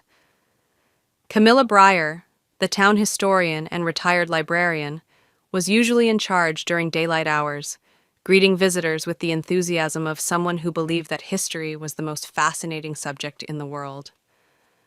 But now, in the deep quiet of night, the tent stood silent and seemingly abandoned, its entrance flap secured with nothing more than a simple string. The kind of trusting security that only worked in small towns where everyone knew everyone else. Helen approached the tent with the careful movements of someone who had learned, through previous adventures, that breaking and entering was sometimes a necessary evil in the pursuit of truth. She tugged the string loose with fingers that trembled only slightly, whether from cold or nerves she couldn't say. The interior of the tent was a treasure trove for anyone interested in local history. The air inside smelled of old parchment and the lavender-scented furniture polish that Camilla used to maintain the wooden display cases. Dust motes swirled lazily in the beam of Helen's small but powerful flashlight as she swept it over the carefully organized collection of the town's past. Display cases lined the walls, their glass tops protecting delicate documents and artifacts from curious fingers and environmental damage. Stacked wooden crates bore labels like Church Records 1850 to 1900 and Correspondence, Municipal Affairs. Neatly labeled archival boxes lined one side of the tent, and in the center stood a long oak table that had probably once graced some prominent family's dining room before being repurposed for this more scholarly use. "All right," Helen murmured to herself, setting her flashlight on the table so its beam would illuminate her work area. "Let's see what secrets Whispering Vale has been keeping locked away in boxes and ledgers." She moved to a shelf of leather-bound ledgers, each one labeled by decade in Camilla's precise handwriting. The books were arranged chronologically, 1800s, 1850s, 1990 முதல் 1925. The binding on the older volumes had taken on the particular patina that only came from decades of careful handling, and Helen could almost feel the weight of accumulated history in her hands. Helen pulled the ledger marked 1900 to 1925, Whispering Vale Founders Holdings, and laid it flat on the oak table, with the reverence usually reserved for religious texts. The spine cracked like brittle toast when she opened it, releasing the scent of old ink and paper that had absorbed over a century of New England seasons. The pages inside smelled faintly of cinnamon and mildew, the particular perfume of documents that had been stored in attics and basements before finding their way to proper archival care. The entries were written in the flowing ink script that had been the standard for official documents in the early 1900s, land parcels carefully catalogued, deed transfers recorded with bureaucratic precision, and detailed notations about medicinal plant gardens, public spaces, and the various parcels of land that made up the growing community of Whispering Vale. As she skimmed through the brittle pages, careful not to put too much pressure on paper that was approaching fragility, one margin note caught her eye and made her breath catch in her throat. Next to a record marked Pym Family, Orchard Parcel, someone had sketched a delicate foxglove flower in ink that had faded to brown but was still clearly visible. In the margin, written in an older hand that suggested education and authority, were the words, "Rights retained per the founding charter, for protection of sacred ground." Helen traced the words with her finger, her heart beginning to beat faster as the implications became clear. "Sacred ground," she whispered, the words seeming to hang in the air like incense. What kind of sacred ground requires protection by founding charter? Shadow whined softly and nudged her leg with his nose, his way of indicating that he sensed her growing excitement and was ready to provide whatever support she needed. She turned the page carefully and found herself looking at a rough, hand-drawn map, faint pencil lines that had survived the decades, outlining several parcels of land in what was clearly an early version of Whispering Vale's layout. One section was circled with confident strokes and labeled in the same authoritative handwriting, "Hidden Vale, not to be disturbed." A memory surfaced with crystal clarity, Hazel's tea set, particularly the cracked teacup with the false bottom that had revealed the mysterious poem. The parchment they'd found spoke of hidden secrets and protective guardians. But what if it was more literal than they'd assumed? What if the map Hazel had whispered about wasn't metaphorical at all, but an actual boundary map that could point to land the town founders had solemnly vowed never to sell or develop? A sound outside the tent made Helen freeze, her flashlight beam wavering as her hand involuntarily tightened on the handle. The soft rustle of footsteps on grass, too deliberate to be an animal, too careful to be casual. Helen quickly closed the ledger and stuffed her hastily scribbled notes into her coat pocket, her movements sharp with sudden urgency. She slipped the book back into its designated place on the shelf and crouched beside the table, pulling Shadow down with her, while signaling for Halo to stay quiet. The tent flap fluttered slightly in a breeze that hadn't been there moments before, and Helen caught a glimpse of a silhouette passing by, a man in a wide-brimmed hat who moved with purpose and spoke in low tones into what appeared to be a cell phone. "It's almost done," the voice carried clearly in the still night air. "We finalize everything after the parade tomorrow. Once that's settled, they'll have no choice but to accept our terms." Helen strained to hear more, her investigative instincts overriding her natural caution. The voice was cultured, confident, with the particular cadence of someone accustomed to making deals and getting his way. "Victor Price," she breathed, recognizing the name that had come up repeatedly in her investigation. She stayed crouched behind the table until the voice faded and the footsteps crunched away toward the parking lot, taking their secrets with them. Only when she was certain she was alone again did she allow herself to straighten up and process what she'd overheard. Victor Price. The smooth-talking developer who'd been systematically buying up property around town under the guise of revitalization and bringing prosperity to Whispering Vale. He'd proposed a luxury resort development near the woods just last spring, complete with a spa, golf course, and conference center. The local environmental groups had protested, but Victor had kept pushing forward with his plans, offering increasingly attractive deals to landowners. and using his considerable charm to navigate around legal obstacles and community resistance. May had mentioned him only once, and even then dismissively. A man who thinks charm can replace principle and money can erase inconvenient history. Helen straightened slowly, her mind racing as pieces of the puzzle began to click into place. "So that's it," she whispered to the dogs, who watched her with the patient attention of partners who trusted her to figure things out. If Hazel's tea set really does contain proof of original land rights, legal protections that go back to the founding of the town, it could completely destroy Victor's development plans. She led the dogs out of the tent and into the protective shadows of the sycamore trees that lined the fairgrounds, her mind already working through the implications of what she'd discovered. Back at May's cottage, Helen sat at the kitchen table with a cup of chamomile tea growing cold beside her as she organized her thoughts on paper.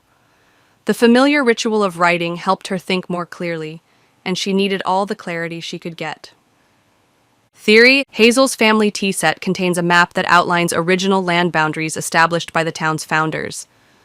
These boundaries may include legal protections that would make Victor's development plans impossible. He, or someone working for him, might have poisoned Hazel to prevent her from revealing the map's contents.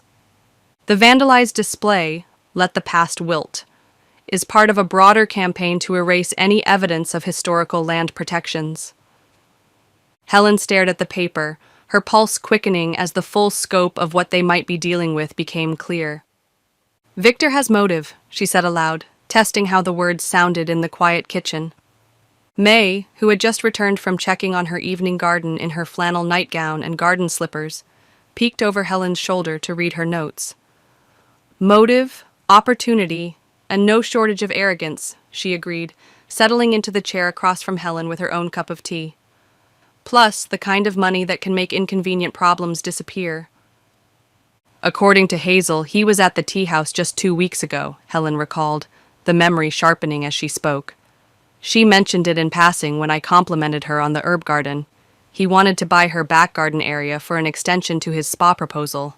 She told him absolutely not, that the land had been in her family for generations and would stay that way." May nodded grimly.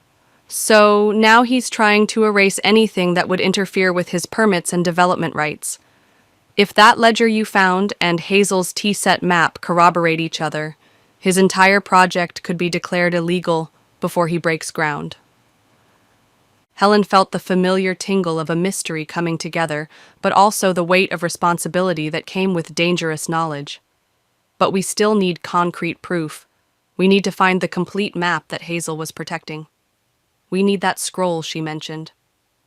May tapped her chin thoughtfully, her eyes taking on the distant look that meant she was sorting through decades of accumulated memories. "You know, I might have an idea about where it could be hidden." Helen looked up sharply. "You do?" "Hazel once told me, years ago, that she'd hidden something important in the base of her grandmother's tea cabinet, the big one in the corner of the shop. She said it was kept where truth meets teak. At the time, I assumed she was being metaphorical, the way she often was about family treasures and sentimental objects." Helen stood with sudden determination, her chair scraping against the kitchen floor. "We're going back to the tea house, tonight." May raised an eyebrow. "In the middle of the night?" "Helen, that's necessary," Helen finished firmly. "If Victor suspects we're getting close to the truth, he might try to destroy whatever evidence is left. We can't afford to wait until morning." The Sweetleaf tea house lay bathed in moonlight, its Victorian architecture casting intricate shadows across the small front garden. May and Helen approached through the back alley, moving with the careful stealth that had become second nature during their various investigative adventures. Halo and Shadow padded behind them, their paws making virtually no sound on the brick pathway. The cabinet May had mentioned sat in the corner of the main shop area, an impressive piece of craftsmanship carved with intricate ivy vines and, Helen noted with renewed interest, delicate foxglove blossoms worked into the decorative pattern. The wood had been polished to a warm glow that spoke of generations of careful maintenance. Helen knelt beside the cabinet and ran her hands along its base, searching for any irregularity in the smooth surface. Her fingers found a slight depression in the wood grain, and when she pressed it gently, she heard a soft mechanical click that seemed impossibly loud in the quiet shop. A narrow, hidden drawer slid open with the smooth precision of quality craftsmanship, revealing a slim scroll tied with faded blue ribbon that might once have been bright but had mellowed to the color of twilight. "Got it," Helen breathed, lifting the scroll with the same reverence she might have used for a piece of the original Constitution. They carefully unrolled the document on the front counter, using Helen's flashlight to illuminate what appeared to be a detailed architectural sketch of Whispering Vale's town center. The map was more sophisticated than the rough drawing in the ledger. This was the work of a trained surveyor, with precise measurements and careful notations. Parcels were clearly marked and labeled with family names, some of which Helen recognized as belonging to current residents. But what made her heart race was the border that had been drawn in what appeared to be gold ink, creating a protective boundary around several key plots of land, including the area where Hazel's garden sat, the woods where Victor wanted to build his resort, and several other parcels that would be crucial to any major development project. The border was labeled with a phrase that carried the weight of legal authority: protected for posterity. Void if sold under duress. May exhaled slowly, her breath visible in the cool air of the unheated shop. That's not just a family sentiment, that's a legal clause with real power. And this document might be the only remaining proof that such protections exist, Helen said, her voice tight with the implications. If the original founding charter has been lost or deliberately misfiled, this map could be all that stands between Whispering Vale's historical character and Victor's development plans. Helen felt a grim smile cross her face as she imagined Victor Price's reaction to this discovery. Victor Price definitely won't be happy when he finds out his entire project is built on legally protected land. But just as she spoke those words, the sound of breaking glass echoed from somewhere outside the teahouse, sharp and immediate in the quiet night. Shadow's growl rumbled low in his throat, and his ears swiveled toward the source of the sound. Halo whined softly, his usual cheerful demeanor replaced by the alertness that meant potential danger. Helen quickly but carefully rolled up the precious map and secured it inside her jacket. "We need to leave, now." They slipped out the back door into the narrow alleyway that ran behind the shop, the night wind carrying scents of honeysuckle and the ozone that preceded rain. Helen could hear footsteps moving rapidly away from them, and caught a glimpse of a dark figure darting between the shadows at the far end of the alley. Too fast to catch, too distant to identify, but not fast enough to prevent the truth from finally coming to light. As they made their way back to May's cottage through the sleeping streets of Whispering Vale, Helen clutched the precious map close to her chest and wondered how many more secrets the morning would reveal. Chapter 7. Gnome Sweet Gnome. The morning of the garden gnome competition dawned bright and chipper, with only a few wispy clouds floating like cotton balls above Whispering Vale. The September air carried that perfect balance of summer's lingering warmth and autumn's crisp promise, making it the kind of day that seemed designed for outdoor festivities. Families in sun hats and comfortable walking shoes strolled between booths, carefully balancing cups of lavender lemonade and paper plates laden with funnel cake, while children pointed excitedly at the rows of whimsical garden gnomes lined up on gingham-covered tables, like tiny ceramic celebrities awaiting judgment. The gnome display area had been transformed into a miniature wonderland that would have delighted visitors of any age. Some gnomes were classic, traditional red-pointed hats and flowing white beards, fishing poles in hand or wheelbarrows at their sides. Others reflected their creators' more creative liberties: a surfing gnome complete with a tiny yellow board, a beekeeper gnome wearing a microscopic mesh veil, and even a sheriff gnome sporting tiny aviator sunglasses and a badge that caught the morning sunlight like a small star. Helen Lighthall strolled between the tables with Halo and Shadow flanking her like furry bodyguards, nodding politely at passers-by who recognized her from previous fair activities. She had always found the garden gnome contest charming in its own delightfully quirky way, the kind of innocent community competition that made small towns special. But today her attention was sharper, more focused, like a lens that had finally found its proper setting. Hazel remained unconscious in the hospital, and Victor Price continued to move through the fair with the confidence of someone who believed his plans were proceeding without interference. Something felt close, like the mystery was circling back on itself, gathering momentum for a final revelation. The morning sun cast long shadows between the display tables, and Helen found herself studying each gnome with new suspicion. After last night's discoveries, nothing seemed quite as innocent as it appeared on the surface. May joined her near the back corner of the exhibit tent, carrying a tall coffee that steamed invitingly in the cool air, and a clipboard she'd borrowed under the transparent guise of helping the judging panel organize their evaluation process. Her silver hair was pulled back in a neat bun, but Helen could see the excitement glittering in her eyes. The look of someone who sensed they were on the verge of solving a puzzle. "Have you noticed," May whispered, glancing around to make sure no one was close enough to overhear, "how unusually chipper Daphne is today? She's practically glowing with satisfaction." Helen nodded, following May's gaze to where Daphne Wren stood near the main information booth, her smile so bright it could have powered the fair's electrical needs. Like someone who's betting the fair will end before her secrets catch up with her, or someone who knows something the rest of us don't. The crowd around them buzzed with the gentle energy of a community event in full swing. Volunteers moved efficiently between displays, straightening tablecloths and repositioning gnomes for optimal viewing angles. The judging panel, 3 local business owners who took their responsibility with comic seriousness, moved slowly from table to table, making notes and occasionally picking up gnomes to examine their craftsmanship more closely. Just as Helen was beginning to think the morning might pass peacefully, a loud crack rang out from the center of the exhibit area, sharp and sudden enough to make several small children jump and start crying. Gasps rippled through the crowd like waves in a pond as everyone turned toward the source of the disturbance, conversations stopping mid-sentence as all attention focused on the dramatic scene unfolding before them. A garden gnome, one that had been sitting peacefully among its companions just moments before, now lay shattered in fragments on the grass. Not just broken in the accidental way that ceramic items sometimes failed, but smashed with what appeared to be deliberate force, as if someone had brought a hammer down on its painted head. At the gnome's center, nestled among the ceramic shards and crumbled moss that had decorated its base like a tiny lawn, sat a small, tightly rolled piece of parchment that seemed to glow in the morning sunlight. Helen and May rushed forward through the gathering crowd as a volunteer in a floral apron stood frozen nearby, her eyes wide with shock and her hands fluttering helplessly.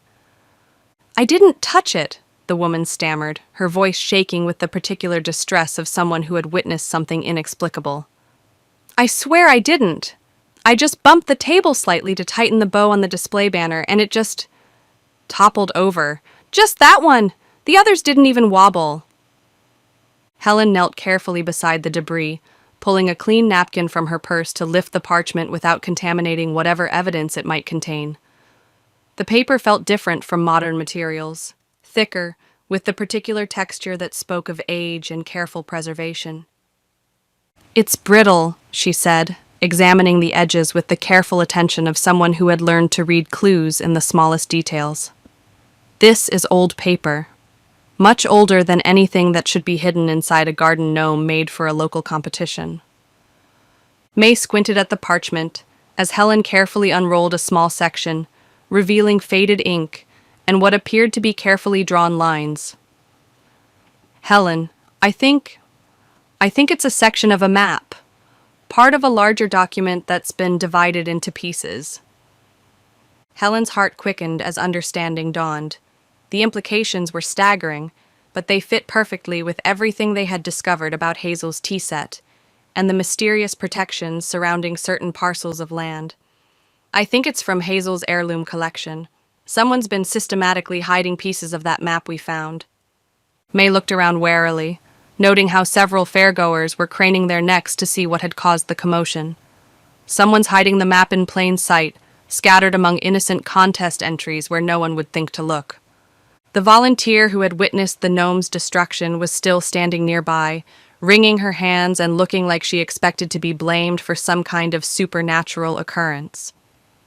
Helen approached her with the gentle manner that had served her well during decades of customer service. "It's not your fault," she assured the woman. "Sometimes these things just happen. Ceramic can be unpredictable, especially if there are internal stresses in the material." The explanation was technically plausible, even if Helen suspected the truth was far more complex and deliberate. They brought the precious parchment back to May's cottage, moving with the careful haste of people who understood they were carrying something potentially explosive. May's kitchen, with its herb-scented air and comfortable familiarity, felt like the perfect place for examining evidence and planning their next moves. They gently unrolled the fragment on the scrubbed wooden table, treating it with the reverence usually reserved for museum pieces. Shadow positioned himself in the doorway like a furry sentinel, his tail thumping thoughtfully against the doorframe. Both dogs seemed to understand that something important was happening. They always did, Helen had noticed, displaying an almost supernatural ability to sense when their humans were engaged in serious detective work. Helen examined the fragment under May's reading lamp, comparing it carefully to her memories of the complete map they had discovered in Hazel's tea cabinet. This definitely matches the ink composition and paper quality of the document we found last night. The border style is identical, and you can see where this piece would fit into the larger design. "But this section shows a completely different area of the town," May pointed out, tracing the faded lines with her finger. "Look here, it clearly marks the Northern Ridge area. See that distinctive line of poplars along the creek bend? I know that landmark well. This is the land that Victor's been pressuring the Jenkins family to sell for months. They've been holding out, but he keeps increasing his offers." Helen looked up from the parchment, her mind racing as the puzzle pieces clicked into place with an almost audible satisfaction. Then someone deliberately disassembled Hazel's complete map, probably after stealing it from the tea set, and scattered the pieces to prevent anyone from seeing the full picture of protected land boundaries. Or maybe, May added with the grimness of someone who had seen enough small-town politics to understand human nature's darker impulses, they wanted to control who finds what information and when. If you can't prevent discovery entirely, the next best thing is to manage it. Back at the fairgrounds, the atmosphere had shifted slightly in the wake of the morning's mysterious gnome incident. Word had spread through the close-knit community with the efficiency that only small towns could achieve, and Helen noticed more whispered conversations and sideways glances than usual. Daphne Wren was pacing the competition aisle with her ever-present clipboard, and what appeared to be a carefully rehearsed expression of concern that didn't quite reach her eyes. Her usual commanding presence seemed slightly forced today, as if she were playing a role rather than simply being herself. "Oh, such an unfortunate accident," she sighed dramatically when she spotted Helen and May approaching, fluttering her free hand in a gesture that was probably meant to convey helpless distress, but instead looked oddly theatrical. But thankfully, no one was injured in the incident. After all, it's just a ceramic garden gnome. These things happen at outdoor events. Helen narrowed her eyes, studying Daphne's face for any signs of genuine emotion beneath the performed concern. That particular gnome had something unusual inside it. A secret, you might say. Daphne blinked rapidly, her carefully applied mascara creating small shadows beneath her eyes. "A secret? I'm afraid I don't understand what you mean." A rolled-up piece of parchment. Very old, very carefully preserved. It looked like part of a hand-drawn map showing property boundaries and land designations. Daphne forced what appeared to be a tight-lipped smile, though her knuckles had gone white where she gripped her clipboard. "I'm afraid I wouldn't know anything about that sort of thing. I've been completely focused on organizing the floral float preparations all morning. You know how these events require constant attention to detail." Helen's detective instincts were humming now, picking up on the subtle tells that suggested Daphne knew more than she was admitting. "Was Victor Price here this morning, before the competition began?" Daphne hesitated for just a moment, barely a heartbeat, but long enough for Helen to notice the pause. "Yes, briefly." He stopped by to drop off a generous donation envelope for the fair's general fund and mentioned that he had a meeting scheduled with the Property Development Committee at noon. Always so supportive of community initiatives. "And what about Jasper Reed?" May asked, joining the conversation with the casual air of someone making innocent small talk. "I thought I saw him near the display area earlier." "Jasper was here quite early, actually," Daphne replied, seeming to relax slightly as the questions moved away from Victor. "He brought some lovely potted foxglove plants to help decorate his botanical education booth, and he very kindly offered to assist with the judging process. Such a dedicated educator." May leaned closer, her voice dropping to a conspiratorial whisper. "Funny how all the people with potential motives seem to have had access to the competition area this morning." Daphne's smile became even more strained, and she took a step backward as if putting physical distance between herself and the uncomfortable questions. "Well, if you'll excuse me, I really must get back to preparing for the rose wreath ceremony this afternoon. Some of us are still committed to preserving the fair's cherished traditions, even in the face of unusual circumstances."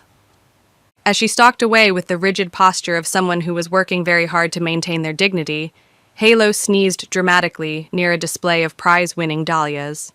Shadow responded with his short, alert bark, the particular sound he made when he detected something worth investigating. May looked down at the dogs with growing respect for their investigative abilities. "What is it this time, Halo? Have you found another clue?" The Golden Lab had trotted over to the judge's tent, which had been temporarily closed while organizers tidied up after the morning's excitement. Halo's nose was pressed deep under the canvas flap, and his tail was wagging with the furious enthusiasm that meant he'd discovered something significant. Helen approached carefully and lifted the tent flap to peer inside. The interior was dim and cluttered with folding chairs, clipboards, and the general detritus of a judging operation. But there, nestled in the grass beneath an overturned folding chair, was another piece of crumpled parchment. "Halo, you're absolutely brilliant," she whispered, carefully retrieving the paper and giving the dog a well-deserved pat on the head. "I don't know what we'd do without your nose for evidence." This piece was smaller than the first fragment, but no less significant. It bore a jagged tear down one side where it had been separated from the larger document, and Helen could clearly see the unmistakable sketched outline of what appeared to be the Whispering Vale apple orchard boundaries, another crucial piece of the town's geographic puzzle. The paper showed the same aging patterns and ink composition as the previous find. Helen held both pieces side by side under the tent's dim lighting, her excitement growing as the connections became undeniable. They match perfectly. Same ink, same aged paper edges, same handwriting style. These are definitely parts of the same original document. May frowned, her practical mind working through the implications. But why go to the trouble of hiding them inside garden gnomes? It seems like such an elaborate and risky way to conceal evidence. To delay discovery, maybe, Helen mused, carefully storing both parchment pieces in her purse for safekeeping. Or to control exactly who finds what information and when they find it. If someone knew that Hazel's tea set was being actively hunted, they might have decided to scatter the evidence in places where it would be discovered gradually, piece by piece, rather than all at once. They walked back toward the main fairgrounds, scanning the list of gnome competition entrants that had been posted on the information board. Most entries were listed with full names and addresses, but one had been submitted anonymously under nothing more than the initials RL. "Do we know anyone in town with those initials?" Helen asked, though she suspected she already knew the answer. May's eyes widened with recognition. "Ruthie Linden. She works part-time at the old post office building, the one they converted into a notary and document processing center. And if I'm not mistaken, she's been doing quite a bit of work for Victor Price lately, handling paperwork for his various land acquisition projects." Helen's detective instincts sharpened to a fine point. "We definitely need to talk to Ruthie." They found Ruthie Linden later that afternoon, working in the small garden area outside the community greenhouse where she volunteered on weekends. She was carefully arranging a display of succulents and small flowering plants, her movements precise but nervous, as if she were expecting to be interrupted at any moment. Ruthie was a small woman with thick-rimmed glasses that made her eyes appear larger than they were, and she had the perpetually worried expression of someone who spent most of her time anticipating problems before they could develop into crises. She startled visibly when Helen and May approached, nearly dropping the spray bottle she'd been using to mist the plants. "Oh, Miss Lighthall, Miss Delaney!" she exclaimed, her voice pitched higher than normal with surprise. "I wasn't expecting, that is, I didn't know you were. How can I help you?" "Ruthie," Helen said gently, using the calm, reassuring tone that had served her well during decades of dealing with anxious customers. "We need to ask you about the garden gnome you submitted to this morning's competition." Ruthie's hands immediately began twisting nervously around the spray bottle, and Helen could see the worry lines around her eyes deepening. I just wanted to participate in the community event. It was my niece's idea, actually. She thought it would be fun for me to enter something. I really didn't know there was anything unusual inside it." May tilted her head with the expression of someone who sensed there was more to the story. "Where did the gnome come from originally, Ruthie? Did you make it yourself, or purchase it somewhere?" Ruthie hesitated, her gaze darting between Helen and May as if she were calculating how much truth she could safely reveal. "Victor gave it to me," she finally admitted, her voice dropping to barely above a whisper. Helen and May exchanged meaningful glances, both recognizing the significance of this revelation. "He said it was part of a promotional display for one of his development projects," Ruthie continued, the words tumbling out as if she were relieved to finally share the burden of her secret. "He asked me to enter it under my name, to help make the contest look more diverse. He said it would be good for community relations if more people participated." Helen's voice remained soft and non-threatening, but she could feel her pulse quickening as they moved closer to the truth. "Did Victor give you any specific instructions about the gnome? Did he tell you not to examine it too closely or not to open it?" "Yes, actually," Ruthie nodded eagerly, as if confirming details she had been rehearsing. "He said it was quite fragile due to the detailed craftsmanship, and that the judges would appreciate the artistry more if I didn't tamper with it or try to clean it. He was very specific about that." "Did he offer you anything else?" May asked carefully. "Any other incentives for helping him with this request?" Ruthie swallowed hard, and Helen could see her internal struggle between loyalty to someone who had been kind to her and the growing realization that she might have been used as an unwitting accomplice. "He offered to help me buy a new car. My old one has been having problems, and the repair costs are getting expensive. He said if I could convince my aunt to sell the last acre of her land by the woods, the parcel that borders his development site, he would be happy to help me with the down payment." Helen exhaled slowly, feeling the final pieces of the puzzle sliding into place with an almost audible click. "Thank you for telling us the truth, Ruthie. You've been very helpful, and I want you to know that you're not in any trouble." As they walked away from the greenhouse, May's expression had hardened into the kind of determination that Helen recognized from their previous investigative adventures. "He's been systematically hiding map pieces with innocent people who had no idea what they were really doing, using their trust and their financial vulnerabilities to turn them into unwitting accomplices." Helen nodded grimly. "And we've found 2 pieces so far, which means there are probably more scattered around town. Victor's been playing a very complex game, trying to recover all the evidence while making sure no one else can assemble the complete picture." They returned to the fairgrounds just in time to witness Victor Price giving what appeared to be an impromptu interview in front of the main stage, surrounded by a small crowd of local reporters and curious fairgoers. His grin was wide and confident, displaying the kind of charismatic charm that had probably served him well in countless business negotiations.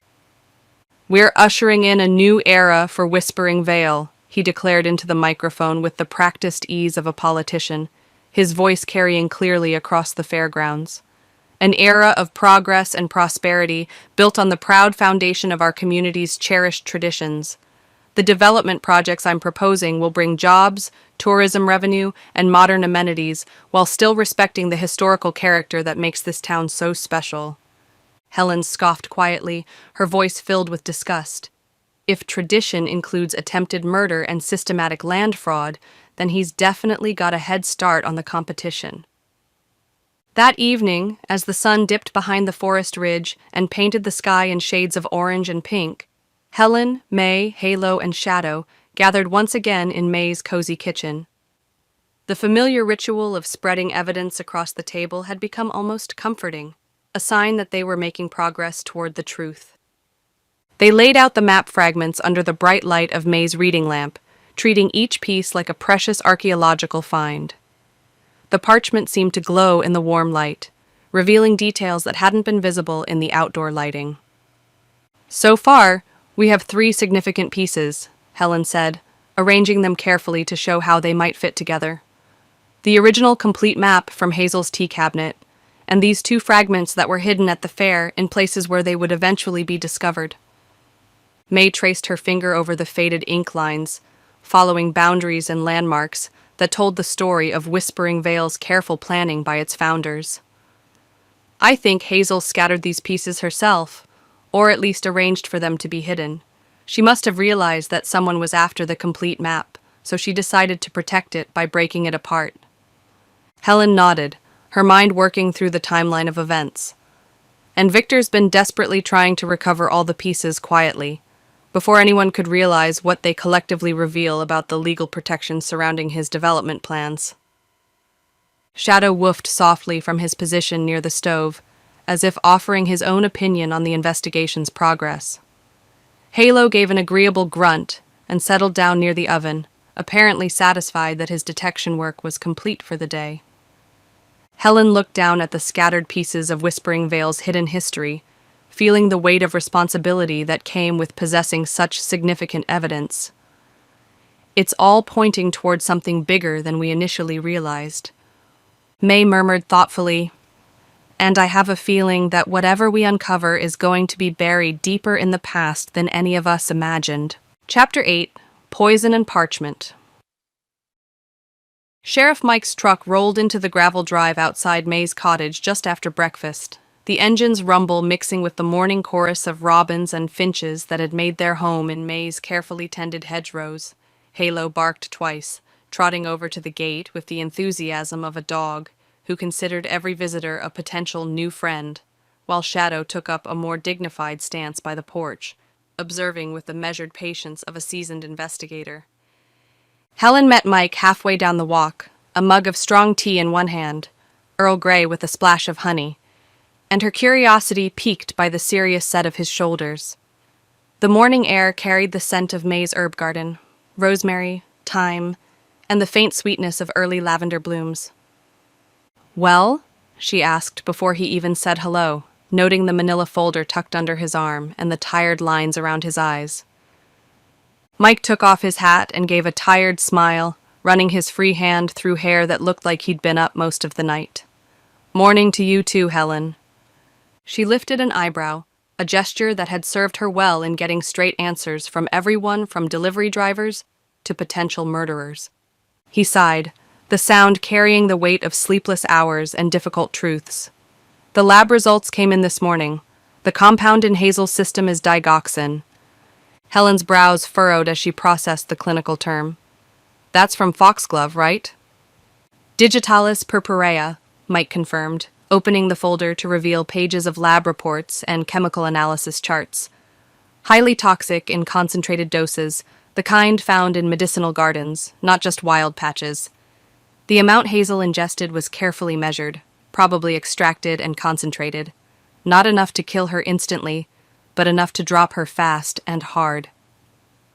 May stepped onto the porch, drying her hands on a dish towel embroidered with dancing teacups, a gift from Hazel the previous Christmas.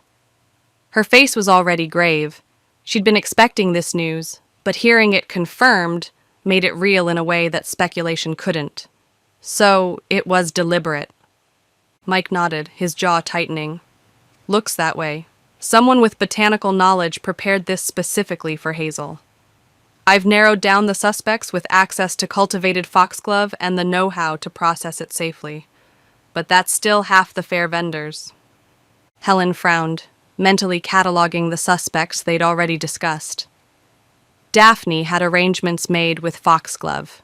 She uses it in her Heritage Garden displays. Jasper's whole booth is dedicated to Foxglove education, and Victor had planted it in his demo garden near the information tent, not to mention all the prize bouquets that included foxglove as accent flowers. Mike rubbed the back of his neck. A gesture Helen had learned meant he was working through a particularly thorny problem. Exactly. It's narrowed down, but not by much. What I need now is motive. Helen took a sip of her tea, using the moment to organize her thoughts. The warm liquid helped clear the morning fog from her mind. What about means and motive? Mike's eyes met hers, and she could see he'd been building to this moment. That's where things get interesting. I pulled some historical records on the Pym property, Hazel's teahouse. Turns out it used to belong to the Reed family. Helen blinked, nearly spilling her tea. Jasper Reed? Mike nodded grimly. His grandmother, Margaret Reed. She ran a small apothecary out of that building for nearly 30 years. Closed it after a fire in 1962, years before Hazel moved in and converted it to a tea house. May crossed her arms, the dish towel forgotten in her hands. A grudge that old? Mike shrugged, but his expression suggested he thought it was entirely possible. Could be. Jasper's record is clean. Never so much as a parking ticket, but he's never liked how the town glosses over his family's legacy. There's a bit of bitterness there when you know how to look for it.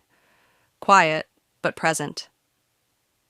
Helen thought of Jasper's cool tone during their conversations, his clinical way of discussing Foxglove's lethal properties, and how his booth had always felt somehow calculated, like a lecture rather than a celebration. Did Hazel ever talk about the building's history, about the Reed family? She mentioned the old apothecary, May said, settling into one of the porch chairs, with the careful movements of someone whose morning joints needed time to warm up. But only fondly. She said she could still smell the herbs sometimes, especially on rainy days. She respected herbalists, thought they were the real healers before modern medicine took over. Helen's eyes narrowed as pieces began falling into place. What if Jasper thinks Hazel took something from his family, something more than just the building, something tied to the land, or to family secrets? Mike folded his arms, the folder crinkling against his chest. You think this is about the map? Helen gave a tight nod, feeling the familiar thrill of a theory taking shape. The map, the spring, and the land deeds. If the tea house holds secrets tied to the founder's charter, maybe Jasper's been trying to reclaim it quietly. Maybe he's been waiting for the right moment to reveal what he knows. Or what he thinks he deserves, May added, her voice carrying the weight of someone who'd lived in small towns long enough to understand how old grievances could fester. Mike exhaled slowly, closing the folder with a decisive snap. Keep your ears open, Helen. But be careful. This isn't just a bake sale gone wrong anymore. Someone's already tried to kill once. The gravity of his words settled over them like morning mist, and Helen felt a familiar chill that had nothing to do with the weather. Back at the Sweetleaf Tea House, May unlocked the door while Helen and the dog slipped inside. The familiar jingle of the old brass bells seemed subdued in the quiet space. The air still held a faint herbal scent, chamomile, mint, and something earthier, mixed with the metallic tang of something more clinical. Cleaning fluid, perhaps, or maybe just the lingering memory of antiseptic from Hazel's collapse. Helen moved past the front counter toward the cozy reading nook where framed paintings of gardens, wildflowers, and local legends hung in neat rows. She'd admired them before during casual visits, but now she studied them with an investigator's eye. One caught her attention immediately. A watercolor of Whispering Vale's legendary spring, silver water pouring from a moss-covered rock ledge into a shallow, crystal-clear pool, surrounded by tall spikes of purple foxglove. The artist had captured both the beauty and the danger, the healing water surrounded by deadly blooms. Hazel had once said it was her favorite piece. That spring was called the Vale's Heart, she'd told Helen during one of their leisurely afternoon chats. They said the founders built the town around it because it had healing water. My grandmother used to say you could taste the minerals in it, iron and something else, something that made plants grow stronger. Helen leaned in, inspecting the frame more closely. The wood was old oak, hand-carved with tiny flowers along the border. It was the kind of frame that suggested the painting inside was treasured. Shadow sniffed along the baseboard with the methodical thoroughness of a professional investigator, then pawed at the corner of the frame with a soft whine. "Good boy," Helen murmured, crouching down to see what had caught his attention. "What did you find?" She lifted the painting off its hook, surprised by how light it felt. Turning it over, she could see the backing was loose, one corner slightly peeled as if someone had opened it recently and hadn't quite managed to reseal it properly. With careful fingers, she pulled the backing away, her heart racing with anticipation. There, tucked behind the canvas like a secret waiting to be discovered, was a final piece of parchment. A map fragment, the last piece of the puzzle. She spread it out on Hazel's tea counter with the reverence of an archaeologist handling a priceless artifact, aligning it with the other 3 recovered pieces she'd photographed. The map was complete now, and its purpose was finally, brilliantly clear. "It outlines the original township," Helen said, her voice low with awe, "including what the founders marked as the Heart Spring. Look, you can see the water source, the protected boundaries, even the original property lines." May stood beside her, squinting at the delicate markings. "That land is completely outside current development zones. If this map is authentic..." "But if this map is validated," Helen said, tracing the boundaries with her finger, "it changes everything. Hazel's garden sits right on the border of that protected land. If Victor's resort plan cuts into it, he's building on historically conserved ground. And if that spring actually exists," May added, her voice growing stronger with excitement, "the town would never approve bulldozing it. The environmental impact alone would kill any development permits." Helen nodded, feeling the pieces of the mystery clicking into place with satisfying precision. Victor must know about this map. That's why he wanted Hazel's property so badly, not for aesthetics or convenience, for leverage. If he could control the land that borders the protected zone, he could find ways around the restrictions. May touched the delicate parchment with the tip of one finger, as if it might crumble at the slightest pressure. Then Hazel's tea set didn't just protect a family recipe, it protected the town's truth. Later that afternoon, Helen and May sat at a shaded cafe table across from the main parade route, sipping hibiscus iced tea garnished with fresh mint from May's garden, and keeping a careful eye on the passing foot traffic. The ice clinked softly in their glasses, and the sweet tart flavor provided a refreshing contrast to the afternoon's tension. Victor Price was nearby, working the crowd like a seasoned politician, shaking hands with donors and city planners with the confident smile of a man who believed his victory was assured. His laugh carried across the square, too loud, too performative. "Time to shake things up," May muttered, stirring her tea with more force than necessary. Helen reached into her tote bag and withdrew a neatly sealed envelope, checking to make sure the contents were secure.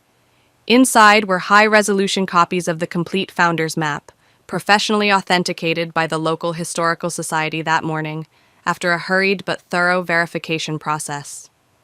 "It's going to the town board tonight," Helen said, patting the envelope with satisfaction. "Mike's already scheduled an emergency hearing. By tomorrow morning, everyone in Whispering Vale will know the truth." May smiled for the first time that day, her whole face lighting up. "And what about the original?" "Safe in Hazel's bank deposit box," Helen said, remembering the careful conversation she'd had with the bank manager. "Under May's name, as co-signatory. She entrusted it to me months ago but never told me what it was. Just said it was important and not to lose it. I think she knew this day would come."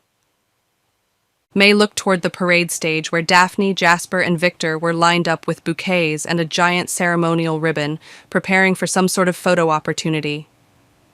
"You really think Victor poisoned Hazel?" Helen frowned, studying the man's body language as he posed for pictures. "He's arrogant, absolutely, and ruthless when it comes to business. But poisoning someone requires a different kind of ruthlessness, more personal, more precise. He manipulates people through legal channels and financial pressure. This feels more intimate. May squinted against the afternoon sun. And Jasper? He had both motive and knowledge, Helen said slowly. Family grievance, botanical expertise, and he knew exactly how to use Foxglove precisely enough to incapacitate without immediately killing. Plus, he's been watching and waiting for years. Shadow gave a low growl from where he lay at Helen's feet, his ears pricking forward. Jasper was approaching their table, hands tucked behind his back in a gesture that might have seemed casual if not for the calculated precision of his movements. His expression was unreadable, neither friendly nor hostile, but something more complex. "Miss Lighthall," he said smoothly, inclining his head in a gesture that seemed almost old-fashioned. "Lovely to see you enjoying the fair." Helen rose to her feet, meeting his gaze directly. "Mr. Reed, I understand your grandmother once owned Hazel's property." He smiled faintly, the expression not quite reaching his eyes. "Yes, it was our family's for 3 generations, until the fire changed everything." "And Hazel's map would have proven the land's original designation," Helen said, watching for his reaction. Jasper nodded slowly, as if weighing each word before speaking. "Historical documents have a way of clarifying things that time has muddied, but the town forgets things when it's convenient. It forgets people." May narrowed her eyes, leaning forward in her chair. "Or buries them." Jasper studied them both with the intensity of someone conducting his own investigation. "And sometimes, it takes a little reminder to bring things back into the light." He stepped forward and gently placed something on the table, a sealed envelope with Hazel's name written in careful script, the kind of handwriting that spoke of fountain pens and formal education. Helen took it and opened it slowly, aware that May was holding her breath beside her. Inside was a handwritten letter on cream-colored stationery, the ink slightly faded but still legible. "Hazel, if you're reading this, I've failed to protect what matters most. The spring must remain untouched.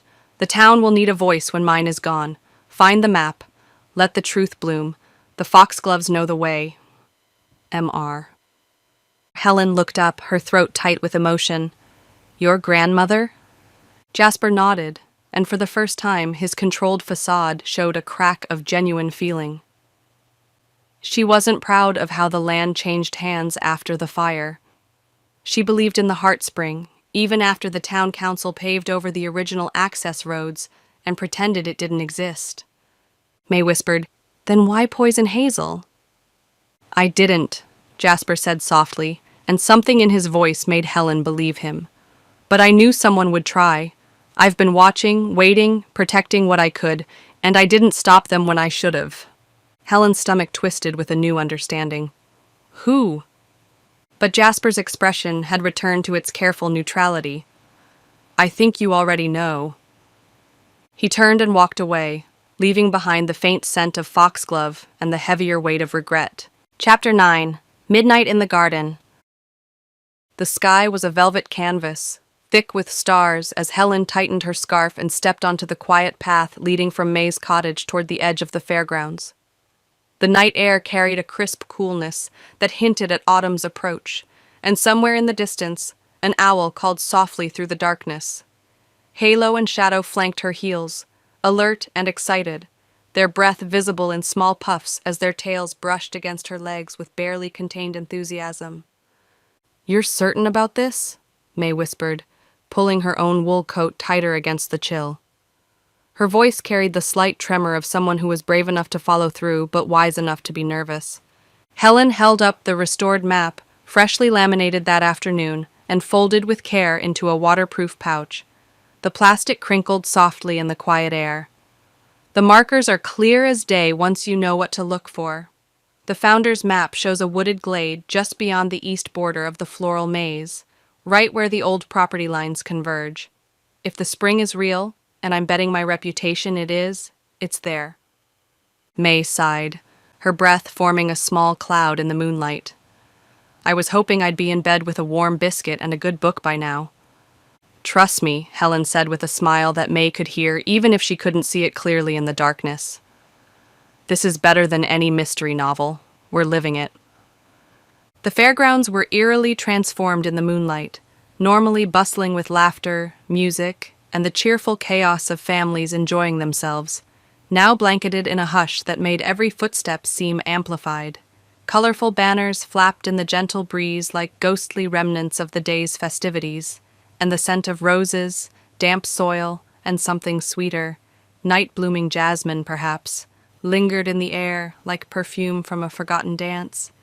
Helen pulled out her small flashlight, keeping the beam low, and pointed at the ground to avoid drawing unwanted attention. According to the map, we need to follow the main path past the information booth, then veer left at the Heritage Rose Garden. I still can't believe we're sneaking around like a couple of teenagers, May muttered, but there was excitement underlying her complaint. What if someone sees us? Then we tell them we're looking for May's lost earring, Helen replied practically. The one with the little pearl that your grandmother gave you. May touched her ear reflexively. I'm not wearing those tonight. They don't know that. They reached the edge of the maze, a carefully landscaped marvel of stone paths, trimmed hedges, and floral topiaries that had taken the garden club 3 years to perfect. By day, it was the fair's most romantic attraction, with couples strolling hand in hand through the winding paths, and children giggling as they tried to find their way to the center fountain. By night, it felt like walking into a fairy tale with teeth, beautiful but somehow dangerous. Shadow darted ahead with the confidence of a dog who trusted his nose above all other senses, pausing periodically to ensure the humans were keeping up. His black coat made him nearly invisible in the shadows, but his eyes reflected the moonlight like twin stars. Halo followed with characteristic enthusiasm, snuffling loudly at interesting scents, and pulling slightly on his lead every time something caught his attention, which was frequently. A night-blooming flower here, the lingering scent of a raccoon there, the mysterious trail of some nocturnal creature that had passed this way hours earlier. Helen scanned the map under May's steadier flashlight beam, grateful for her friend's practical nature. We go left at the white azaleas. There, see them glowing in the moonlight? Then through the moon arch and straight for exactly 30 paces. I hope you counted better than I did in Girl Scouts, May said, but she dutifully began counting under her breath as they walked. As they passed under the crescent-shaped metal arch, a romantic addition that looked like something from a Victorian garden party, Helen felt a prickle at the base of her neck, that familiar sensation that meant they were being watched. Or perhaps it was just the weight of history pressing down on them. Do you feel that? She asked, her voice barely above a whisper. May nodded, her eyes darting toward the shadows between the hedges. Like someone just stepped on our shadows. Or our graves. Don't be so dramatic, Helen chided, but she found herself walking a little closer to May nonetheless. They walked in companionable silence for several minutes, the only sounds their footsteps on the gravel path and the soft rustle of leaves in the night breeze. The maze seemed larger in the darkness, more mysterious, as if it were holding secrets just beyond the reach of their flashlight beams. Finally, the hedges parted like theater curtains, and they entered a secluded glade, ringed with ancient oaks that must have been here when the first settlers arrived. The trees created a natural cathedral, their branches intertwining overhead to form a canopy that filtered the moonlight into dappled patterns on the ground. In the center, surrounded by ivy and moonlit moss that glowed silver green, stood an old stone marker. A smooth slab of weathered granite, knee-high and carved with care, though the inscription was barely legible after decades of weather and neglect. Helen approached reverently, feeling like an archaeologist discovering a lost temple. Look at this craftsmanship. This wasn't just thrown together. Someone took real pride in creating this memorial. May joined her, brushing away fallen leaves and accumulated debris with gentle hands. The inscription gradually became clearer. Here lies the Vale's heart, water to heal, roots to bind. Helen exhaled, her breath catching with wonder. It's real. After all these years, all the stories and legends, it's actually real. May stepped forward, running her fingers over the carved letters with the reverence of someone touching history itself. This is the spring's source. It must have dried up years ago when they redirected the water for the town's expansion, but the marker proves it was here. No one's documented it in decades, probably forgot it existed. Shadow pawed at a tuft of grass near the base of the marker, his nose working overtime, and water shimmered beneath like a hidden mirror. "Still there," Helen whispered, kneeling to get a closer look. "Just hidden, probably fed by an underground spring that never really stopped flowing." May crouched beside her, using her flashlight to illuminate the small pool of clear water. "And someone's been here recently. Look." Fresh footprints, large, booted, with the distinctive waffle pattern of work boots, were pressed into the soft earth around the spring, recent enough that the edges were still sharp and clear. Halo gave a low growl and turned his nose down the path that led away from the glade, his hackles rising slightly. May muttered, "That's not one of ours." Helen stood slowly, her mind already racing through the implications. Someone else knows about this place. Someone who's been here very recently. The sound of a twig snapping in the distance made them both freeze, and Shadow's ears perked forward in alert attention.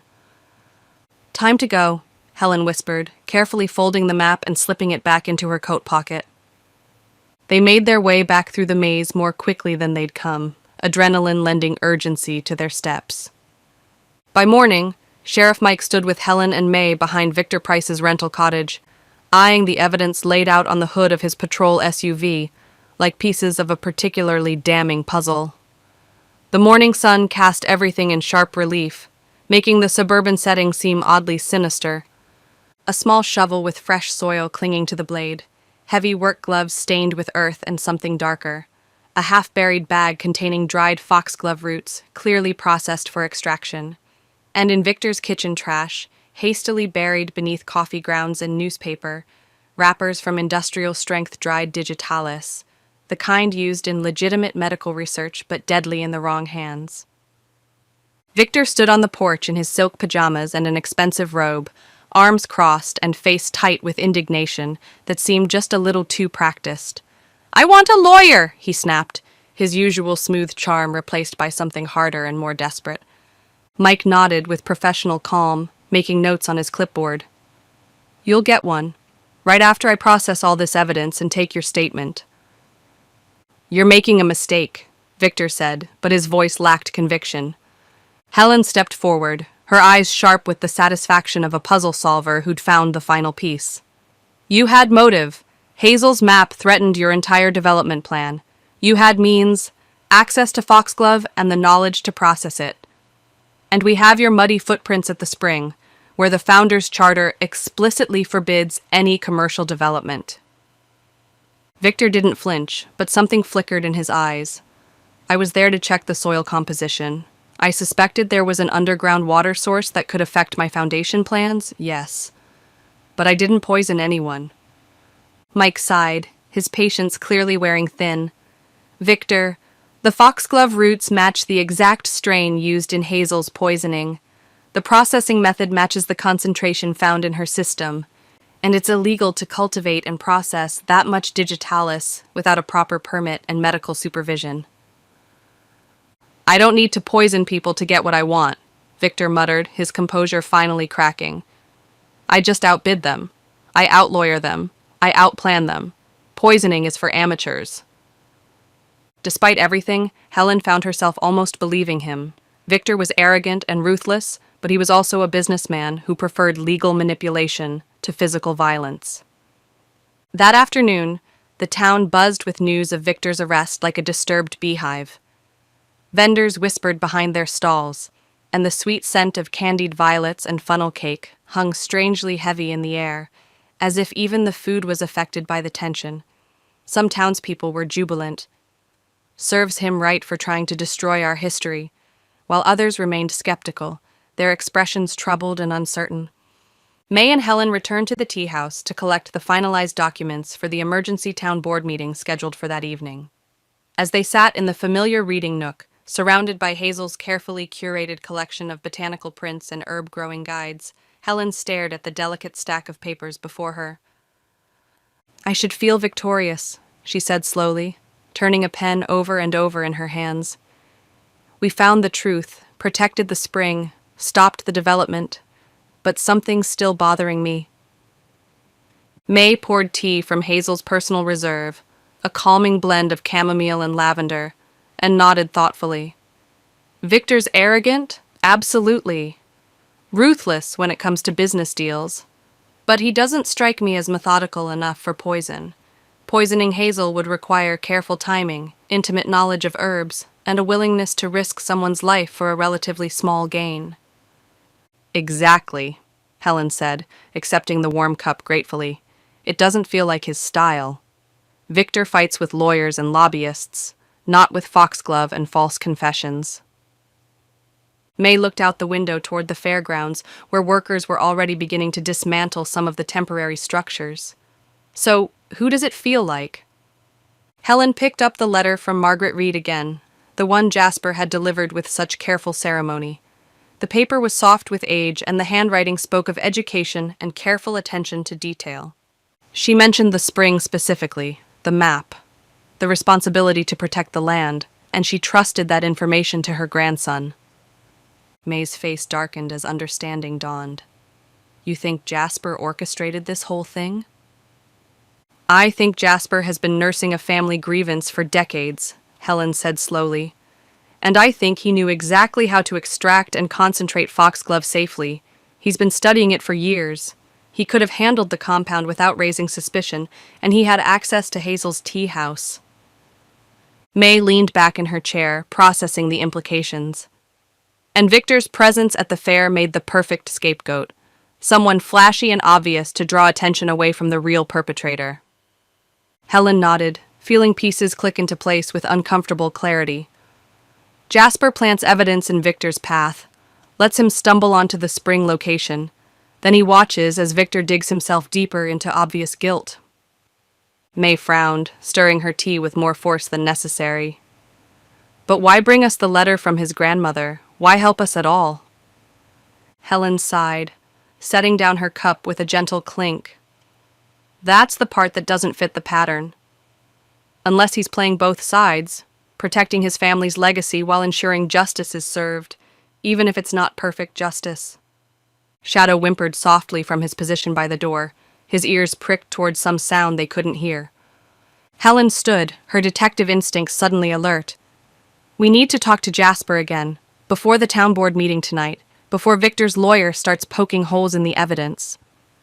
And before he has a chance to disappear," May added grimly, rising to join her. Chapter 10, The Bitter Brew. The afternoon sun slanted across May's kitchen table, casting golden bars over the old parchment map, the letter from Margaret Reed, and the mysterious scrap of lavender paper Shadow had unearthed days ago behind the teahouse. Helen stared at the note again, turning the curled edges gently under her fingers like prayer beads. She'd reread it several times over the past few days, but something had shifted since finding the spring. Something about the poem's tone struck a new chord, like a piano key that had finally been tuned properly. The kitchen itself seemed to hold its breath around them. May's herb bundles hung from the exposed beams, casting fragrant shadows that danced with the afternoon light. The old oak table, scarred from decades of meal preparation and countless conversations, bore the weight of their investigation like an altar dedicated to truth. Foxglove's kiss, not born of spite, but woven close in guilt and fright. The cup was passed, not raised in glee, one bitter brew to set her free. May entered with a tray of lemon scones, still warm from the oven and fragrant with fresh zest, and steaming mugs of her special afternoon blend, a comforting mixture of Earl Grey and chamomile that she reserved for particularly stressful days. The domestic normalcy of the scene felt almost surreal given the gravity of their discoveries. "You're still looking at that poem like it owes you rent," May observed, setting the tray down with the careful precision of someone who'd been serving tea and comfort for decades. Helen didn't smile, her attention still focused on the delicate script. "I think we read it wrong from the beginning." May settled into her chair with the slight grunt of someone whose joints had earned their protests through years of gardening and active living. What do you mean? Look at the language choices, Helen said, pulling out a magnifying glass she'd borrowed from Hazel's shop. I assumed it was about revenge, someone bitter and angry lashing out to silence Hazel. But look at this, guilt and fright. To set her free. What if the motive wasn't hatred, but fear? What if someone thought they were protecting Hazel? May tilted her head, rereading the poem with fresh eyes, her lips moving silently as she absorbed each word. Then her eyes widened like someone had just turned on a light in a dark room. You think someone poisoned Hazel to protect her? Helen nodded, feeling the pieces of a different puzzle beginning to form. Or to stop her from doing something they perceived as dangerous. The map, the truth, revealing everything publicly without considering the consequences. May's mouth tightened as she processed the implications. But that's still attempted murder, regardless of the motive. I know, but understanding the why might help us understand the who. May reached for a scone, breaking it open to release a cloud of lemony steam. We need to talk to Jasper again, and this time, we need the whole truth. Jasper was in the greenhouse again, hunched over a potted rosemary bush with the focused intensity of a surgeon. The afternoon light filtered through the glass panels, creating a cathedral-like atmosphere among the rows of carefully tended plants. The scent of sage, lavender, and damp soil surrounded him like incense, and Helen noticed how his movements had a ritualistic quality, pruning with mechanical focus as if the repetitive action helped him think. Miss Lighthall, he said without looking up, his shears making precise cuts with each snip. I wondered when you'd return. Helen approached carefully, noting how Shadow immediately took up a position by the door, while Halo investigated a particularly interesting patch of mint, with his usual enthusiasm. Jasper, I need you to tell me the truth. All of it this time. He sighed deeply, the sound carrying years of carefully contained emotion, and finally raised his eyes to meet hers. The afternoon light caught the silver in his hair, making him look older than his years. I suppose it's time, isn't it? Helen sat on the nearby wooden bench, its surface worn smooth by countless gardeners who had rested here over the years. May remained standing, arms folded in her characteristic pose of determined patience. Jasper set down his shears with deliberate care and wiped his hands on a faded canvas apron. I found Hazel's tea set 2 weeks ago, hidden beneath the floorboards in the teahouse's attic. It was wrapped in oilcloth that smelled of lavender and age, tucked beside a tin of dried rose hips that had been there for decades. Helen's breath caught. So the map was inside all along? Yes, folded and sealed with red wax. My grandmother's seal, actually. The family crest of one of the town founders. His voice carried a mixture of pride and regret. Hazel must have known what she was protecting, but I don't think she understood the full implications. I pieced it together in secret over several nights, working by lamplight like some sort of conspiracy theorist. May scoffed, but her tone wasn't entirely unsympathetic. And your grand plan was to reveal it at the closing ceremony, in front of half the county? That's not exactly subtle. Jasper winced, and for the first time since Helen had met him, his composure cracked visibly. I wanted the moment to matter, to prove that my grandmother's stories weren't just folklore, to show the town that some things are worth preserving, even if they're inconvenient. Helen leaned forward, sensing they were getting to the heart of the matter. And Hazel? She found out about my plan, Jasper said quietly, his voice barely audible above the soft whisper of the greenhouse's ventilation system. I made the mistake of confiding in her, thinking she'd be excited about vindicating our shared history, but she was afraid, terrified actually, that revealing it publicly would cause more harm than good. May's expression softened slightly. She was worried about the consequences. Developers might try to contest the map's authenticity in court, Jasper continued, his hands clenching and unclenching in his lap. Or the town board might bury it again out of fear of legal challenges. She wanted to go through official channels, work with lawyers and historians, build an airtight case before making anything public. May crossed her arms more tightly. And you didn't want to wait. No, Jasper admitted, shame coloring his voice. I was frustrated, impatient. I'd waited my whole life for this vindication, and I couldn't bear the thought of it disappearing into bureaucratic limbo. We argued, not loudly, but passionately. She accused me of being reckless, and I accused her of being cowardly. Helen watched his face carefully, noting the genuine anguish there. So who actually hurt her? Jasper hesitated, his eyes darting toward the greenhouse door, as if expecting someone to burst in. That morning, the morning before Hazel collapsed, I saw someone enter the teahouse through the back door. Early, before the shop officially opened. I thought it was just a vendor dropping something off, or maybe Hazel arriving early to prepare for the day. Who? Helen asked, though she had a sinking feeling she already knew.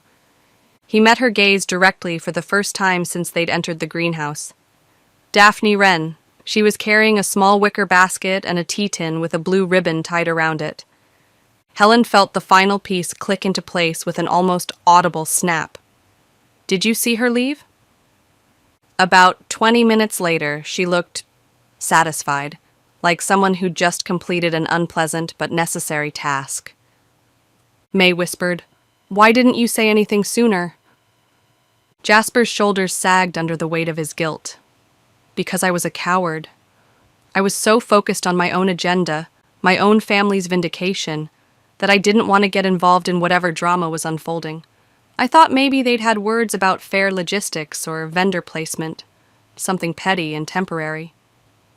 And when Hazel collapsed, Helen pressed, I realized how wrong I'd been. How selfish. His voice broke slightly. By then it was too late to prevent what had happened, but not too late to ensure the truth came out eventually. Helen and May exchanged meaningful looks as the full scope of Jasper's complex motivations became clear. Helen and May returned to the tea house with heavy hearts and a new sense of urgency.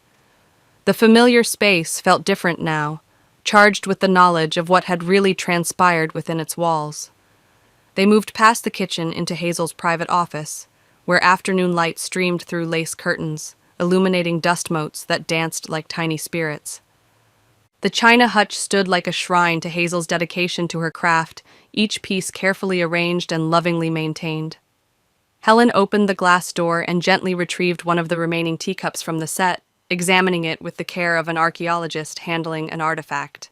If Daphne brought a special tea blend that morning, Helen mused, there might still be traces of it somewhere.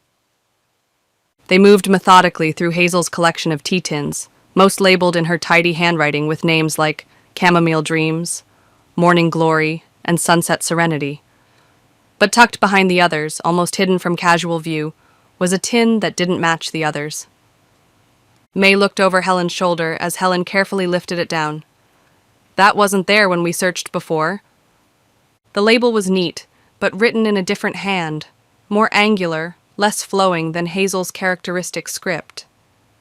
Summer Garden Blend. Helen opened it with the reverence due to evidence in a potential murder case.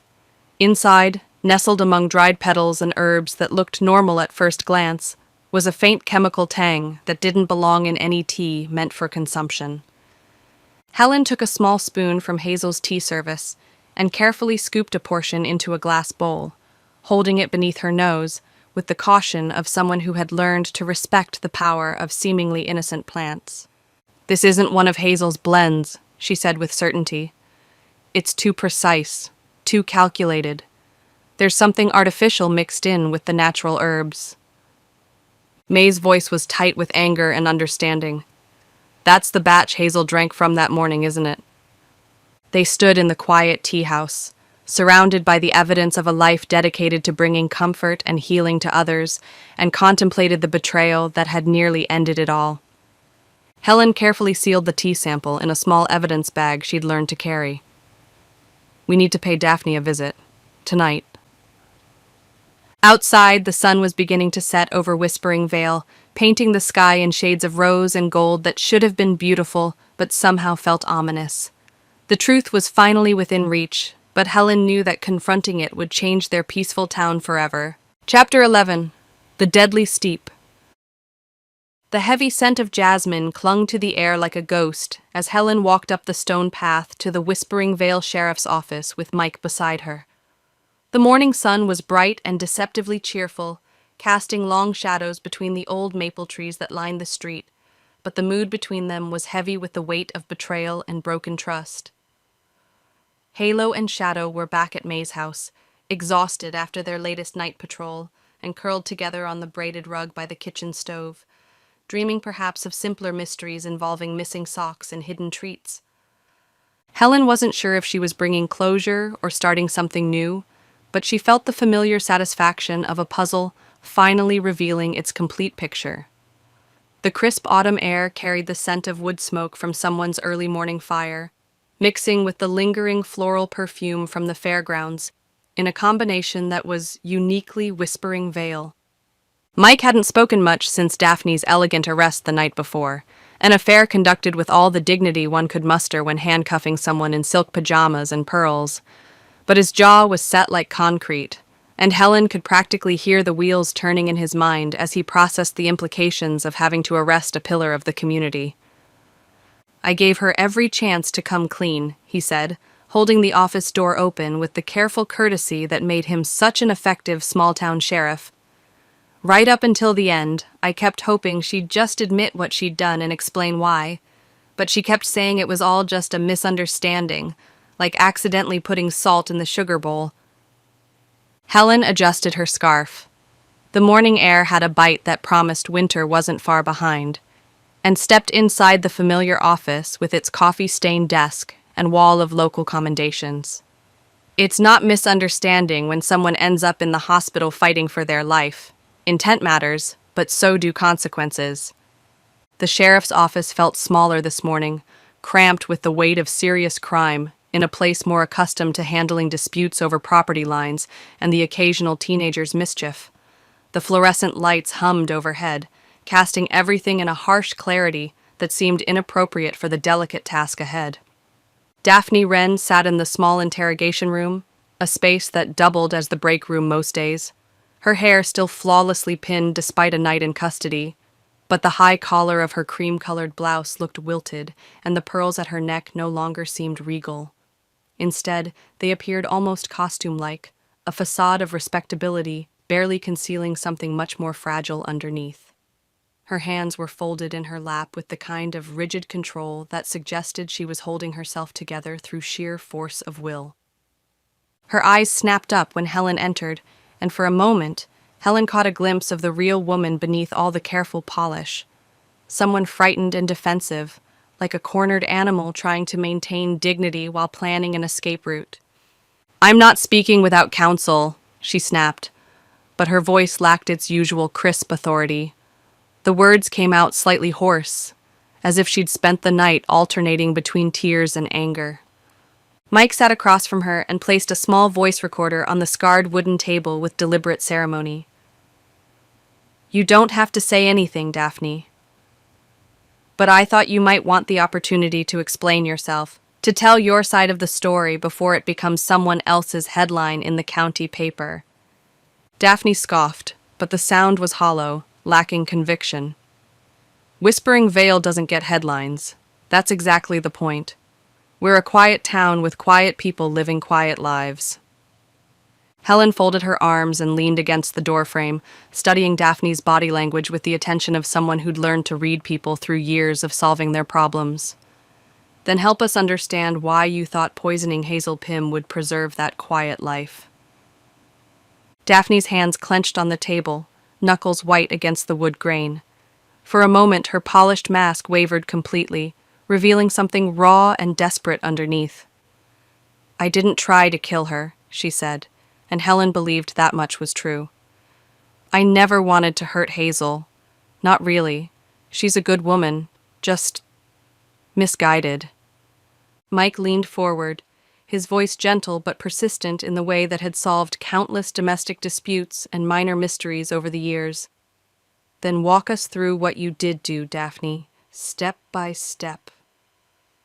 Daphne's composure cracked like ice under pressure. I slipped a small amount of processed foxglove extract into her morning scone mixture. Just a pinch, barely a teaspoon, enough to make her ill for a day or two, enough to keep her home during the fair's busiest weekend when all the important decisions were being made. Helen's voice was cold as winter stone. Hazel nearly died, Daphne. Her heart stopped twice in the ambulance. Daphne's eyes darted between Helen and Mike, searching for understanding or perhaps absolution. I didn't know she had a heart condition. It was supposed to be like a mild case of food poisoning, unpleasant but temporary. She'd recover quickly, miss the crucial town board vote about the historical preservation, and hopefully let the whole map business fade away quietly. Mike hit the stop button on the recorder with a decisive click. So you admit it. You deliberately contaminated food with a known toxin. Daphne deflated like a punctured balloon, her perfect posture finally crumbling. Yes, I baked the scones myself that morning in my own kitchen, using my grandmother's recipe. I thought if I made them personally, I could control exactly how much of the extract went into each one. I dropped off a basket of extras as a thank you for all Hazel's work on the fair committees. Helen felt her stomach turn at the calculated nature of the crime. You risked killing an innocent woman just to silence her voice in a democratic process. Daphne looked away, unable to meet their eyes. I marked the contaminated scone with a small notch in the crust. I thought she'd give it to a guest or save it for later, maybe someone younger and healthier who could handle the mild symptoms. But she had it with her morning tea while I was still there, chatting about the weather and the lovely turnout we were expecting. And you watched her eat poison, Mike said, his voice heavy with disgust. I watched her take 2 bites and excused myself, Daphne corrected, as if the distinction mattered. I couldn't bear to stay and see the effects. Helen's voice softened slightly, but with no less weight behind the words. Why, Daphne? What was so threatening about Hazel's map that you were willing to risk her life? Daphne's shoulders shook with suppressed emotion. Whether guilt, anger, or frustration, Helen couldn't tell. This fair is all I have left. It's my legacy, my contribution to this community. I've spent 15 years building it into something people travel hours to see, something that brings revenue and recognition to Whispering Vale. She looked up at them with eyes bright with unshed tears. Hazel wanted to turn it into some sort of historical preservation society meeting, with talk of hidden springs and ancient charters and founders' rights. That would have made us a curiosity, a footnote in some academic paper about land conservation, not a destination. Helen stepped closer, her voice carrying the weight of someone who'd seen too much unnecessary suffering. So you decided her voice didn't matter as much as your vision. I decided, Daphne said with a flash of her old authority, that one person's romantic notions shouldn't destroy what dozens of people had worked to build. Progress requires difficult choices sometimes. Mike rose from the table, his chair scraping against the linoleum floor with a sound like finality. You'll be formally charged with attempted poisoning, reckless endangerment with a deadly weapon, and tampering with food intended for public consumption. The district attorney's office has already indicated they'll be pursuing the maximum penalties available under state law. Daphne's perfect shoulders slumped as if the weight of consequence had finally settled on them. Her careful legacy, years of organizing, planning, and community building, had crumbled like an overbaked shortbread cookie. And Helen, despite understanding the woman's motivations, couldn't find it in herself to feel anything approaching pity. Some choices once made couldn't be taken back with apologies and explanations. Back outside, the town was starting to stir with the gentle rhythm of a Saturday morning in autumn. Fair banners fluttered half-heartedly in the breeze, and the parade grounds were being systematically cleared of petals, confetti, and the detritus of celebration. What remained felt hollow, like a party that had stayed too long and outlived not just its welcome, but its very purpose. Helen and Mike walked down the brick-lined main street in contemplative silence for several minutes, each lost in their own thoughts about justice, community, and the price of progress. The morning light was growing stronger, burning off the last wisps of dawn mist and revealing the town in sharp, honest detail. Then Mike turned to her, his brow furrowed with the expression of someone working through a complex problem. "You figured it out from that poem, didn't you? The one that talked about guilt and fear instead of hatred?" She nodded, remembering the moment when the words had finally made sense. It didn't sound angry or vengeful, it sounded ashamed, like someone trying to justify a terrible decision by calling it protective. "Guilt makes people do reckless things," Mike said, his voice heavy with the wisdom of years in law enforcement. "So does misguided love." Daphne convinced herself she was protecting the town, but really she was just protecting her own pride. Helen looked up at him, noting the way the morning light caught the silver threads in his hair. "But you didn't believe it was Victor in the end either, did you?" Mike shook his head decisively. Too crude for his style. Victor would have pushed papers, hired lawyers, maybe even bribed city council members. But dosing pastries with plant poison? That's personal. That's someone who sees themselves as a caretaker making hard choices for people too naive to understand what's good for them. They passed by Hazel's teahouse, its windows freshly cleaned by May's volunteers, and its shutters painted in a warm cream color that made the building look hopeful, despite everything that had happened within its walls. In the morning sun, it gleamed like a promise, quiet but not forgotten, ready to welcome its owner home when she was strong enough to return. "I still can't believe Daphne thought she could control something as unpredictable as plant toxins," Helen murmured, shaking her head at the hubris involved. Mike tilted his head thoughtfully. She thought she was in control of everything: the fair, the town's future, even other people's health and safety. People like her always do, right up until someone gets seriously hurt and reality comes crashing down. Helen stopped in front of the teahouse gate, its iron scrollwork decorated with climbing roses that would bloom again come spring. "Do you think Hazel will ever reopen?" Mike shrugged, but his expression was cautiously optimistic. "Depends on a lot of things. Her health, obviously. The town's ability to move past this scandal. Whether people still believe in stories that grow from the soil instead of glossy tourism brochures promising luxury amenities." Helen smiled faintly, thinking of May's herb garden and Jasper's patient work with the heritage plants, of the hidden spring still flowing beneath its ancient marker. "I think the Vale still believes in the right stories. It just needed reminding of which ones matter most." Chapter 12. Fair Winds and New Roots. Epilogue.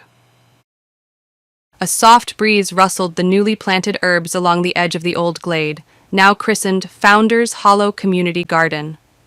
The October air carried the sweet scent of turning leaves and wood smoke from chimneys throughout the valley. Lavender, rosemary, and echinacea had found fresh roots beneath the protective canopy of ancient oaks, their hardy stems reaching toward the autumn sunlight like green fingers grasping at hope. Where once only whispers of history had drifted through the shadows, now blossoms stretched toward the sky like open arms welcoming visitors to discover their secrets. The transformation had taken place over the past month, organized with the same careful attention to detail that had once made Daphne Wren's fair planning so effective, though now it was driven by community love rather than individual ambition.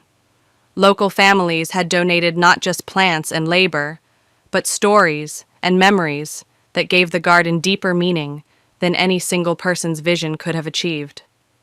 Jasper Reed knelt in the dark, rich soil, pressing a bright orange marigold into place with hands that had learned patience through loss and redemption. His sleeves were rolled up despite the crisp air, and for the first time since Helen had met him, his shoulders looked unburdened by the weight of family secrets and old grievances. The careful movements of his gardening spoke of someone who had found peace through honest work. "Make sure to water it deep," May called from behind a wheeled cart overflowing with seedlings, her voice carrying the cheerful authority of someone in her natural element. "Marigolds get thirsty in this soil, especially when the weather starts to turn." "I was raised by a woman who not only talked to her begonias but expected them to answer back," Jasper replied with a smile that transformed his entire face. "I think I can manage a conversation with marigolds." Helen watched this exchange from her seat in the shade, marveling at how tragedy had somehow bloomed into something like friendship. It wasn't forgiveness exactly. Jasper's silence during Hazel's poisoning would always be a shadow between them, but it was a working relationship built on shared purpose and mutual respect for the land they were all trying to protect. The crowd gathered was small but joyful. A dozen children with child-sized trowels and dirt already smudged on their cheeks. Neighbors offering wheelbarrows full of compost and mason jars of iced tea with mint from their own gardens, local vendors donating seeds and time with the generosity that small communities showed when they pulled together for something they believed in. A week had passed since the fair's dramatic finale, and though petals had long since blown away and streamers had been swept from the town square, something better and more permanent had taken root in the collective heart of Whispering Vale. Hazel sat under a cheerful yellow shade tent nearby, a colorful shawl wrapped around her shoulders, hand-knitted by Mrs. Patterson from the yarn shop as a welcome home gift, and a thermos of her signature lemon mint tea at her side. Though thinner than before, and moving with the careful deliberation of someone still recovering from serious illness, her sharp wit hadn't dimmed a fraction. If anything, her brush with death had given her words a weight and wisdom that commanded attention. "I knew there was something special about that spot," she murmured, sipping carefully from a cup decorated with painted violets. "Didn't need an old map to prove it. Some places just sing to you if you know how to listen." Helen, seated beside her in a comfortable canvas chair, smiled over the rim of her own cup, filled with May's reconciliation blend, a soothing mixture of chamomile, lavender, and something mysterious that tasted like forgiveness. You just needed time for people to remember how to hear the music, and maybe a little help from a couple of nosy Labradors with excellent noses for trouble. Shadow dozed contentedly beneath Hazel's chair, one ear occasionally twitching at interesting sounds, while Halo had positioned himself strategically near the refreshment table where he could monitor the comings and goings of anyone carrying sandwiches or cookies.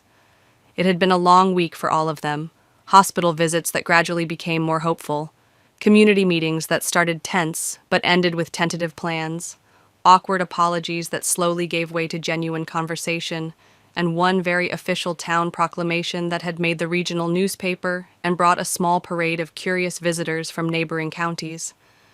But Helen had slept better the past few nights than she had in months, the kind of deep, dreamless sleep that came from knowing that justice had been served and a community had chosen healing over division. "I still can't believe they asked Jasper to lead the garden project," May said, appearing with a fresh tray of her famous shortbread cookies decorated with pressed flowers from the new garden. "After everything that happened, I didn't think he'd want to stay involved with anything public." "He's still grieving in his own way," Helen said, accepting a cookie shaped like a foxglove bloom, May's gentle way of acknowledging the plant's dual nature as both poison and medicine. "But now he's got a constructive purpose instead of just nursing old wounds, something to build instead of something to unearth and brood over." May nodded, settling into the empty chair on Hazel's other side. "That's the thing about gardens. They're endlessly forgiving. You plant too early, water too little, choose the wrong spot entirely, and yet somehow, if you keep trying and learning, something beautiful still manages to bloom." Hazel raised her teacup with hands that barely trembled anymore. "To second chances. To new roots that honor old ground," May added, her voice soft with emotion. "To tea blends without unexpected ingredients," Helen joked, earning gentle laughter from both her friends. They all drank to that, the late afternoon sunlight warming their faces and the sound of children's laughter drifting over from where they were learning to identify herbs by scent and touch. Later that afternoon, as the sun dipped low and turned the sky a blushing pink that reminded Helen of the inside of a rose petal, she wandered the edge of the arbor that May had transformed with flowering vines and strings of small white lights for the closing garden gathering.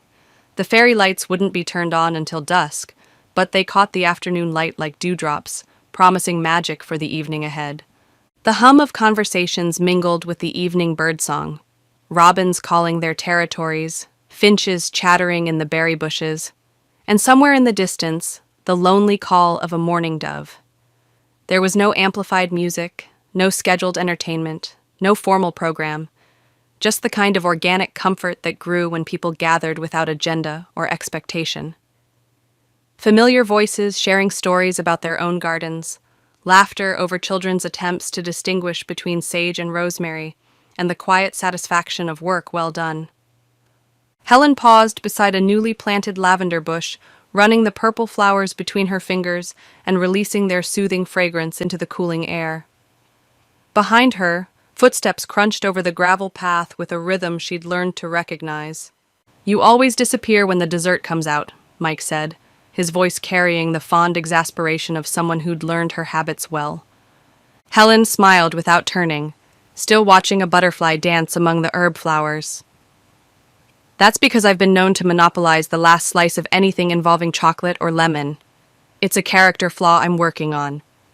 He chuckled, the sound warm and comfortable in the evening air. "I brought you one anyway. Lemon elderflower cake with cream cheese frosting. Don't say I never spoil you." She finally turned, taking the small plate he held out and examining the perfectly frosted square with the appreciation of someone who understood the care that went into such things. "I didn't know you were the cake delivery type." "I'm full of surprises," he said, his tone lighter than it had been all week. "And apparently I have better timing than I thought." Helen arched a brow, taking a small bite of the cake and savoring the delicate balance of sweet and tart. "I'd say your timing's been pretty excellent lately, both professionally and personally." They stood in comfortable silence for a moment, watching children chase each other through the herb beds with the boundless energy of youth, while their parents laid out blankets and shared stories about their own childhood memories of similar community gatherings. Dogs, not just Shadow and Halo, but half a dozen others, patrolled hopefully for dropped food and generous hands willing to share. Mike cleared his throat, and Helen noticed he seemed uncharacteristically nervous. "So, this garden, this place. Think you'll stick around for next year's fair? Assuming we have one after all the excitement?" Helen tapped her chin thoughtfully, enjoying the way his attention focused entirely on her face. "Depends. Will it involve less poison and more pastry? Because my track record suggests I'm something of a trouble magnet." "I'll see what I can do about that," he said. Then reached for her free hand with the kind of gentle confidence that suggested he'd been thinking about this moment for a while. "You know, I was thinking..." She glanced at him, her heart suddenly doing something fluttery that had nothing to do with caffeine or excitement about solved mysteries. "Yes." He leaned in and kissed her cheek with a tenderness that sent butterflies flitting through her stomach like rose petals caught in a summer breeze. The contact was brief but meaningful, carrying the promise of possibilities that had nothing to do with crime-solving and everything to do with the kind of future that grew slowly, like perennial flowers returning stronger each spring. "I was thinking maybe it's time I stopped waiting for your next mystery to give me an excuse to see you," he said quietly, his hand still holding hers. Helen blinked, warmth creeping up her neck like sunrise. The directness of his words caught her off guard, but not unpleasantly so. "Well," she said, managing to keep her voice light despite the racing of her pulse. "Good luck with that ambitious plan. I'm rarely seen without some sort of puzzle trailing behind me like a faithful dog." He squeezed her hand gently, his thumb tracing over her knuckles. "Then I guess I'll just have to learn to keep up. I'm pretty good at solving things myself, you know." As twilight deepened and the first stars appeared like scattered diamonds against the velvet sky, a teenager with a guitar began strumming softly near the memorial stone. Nothing formal or intrusive, just gentle melodies that seemed to rise naturally from the peaceful atmosphere. Soon after, small fireworks began to crackle overhead, not the elaborate display of a formal celebration, but the kind of simple, homemade pyrotechnics that small towns created for their own pleasure.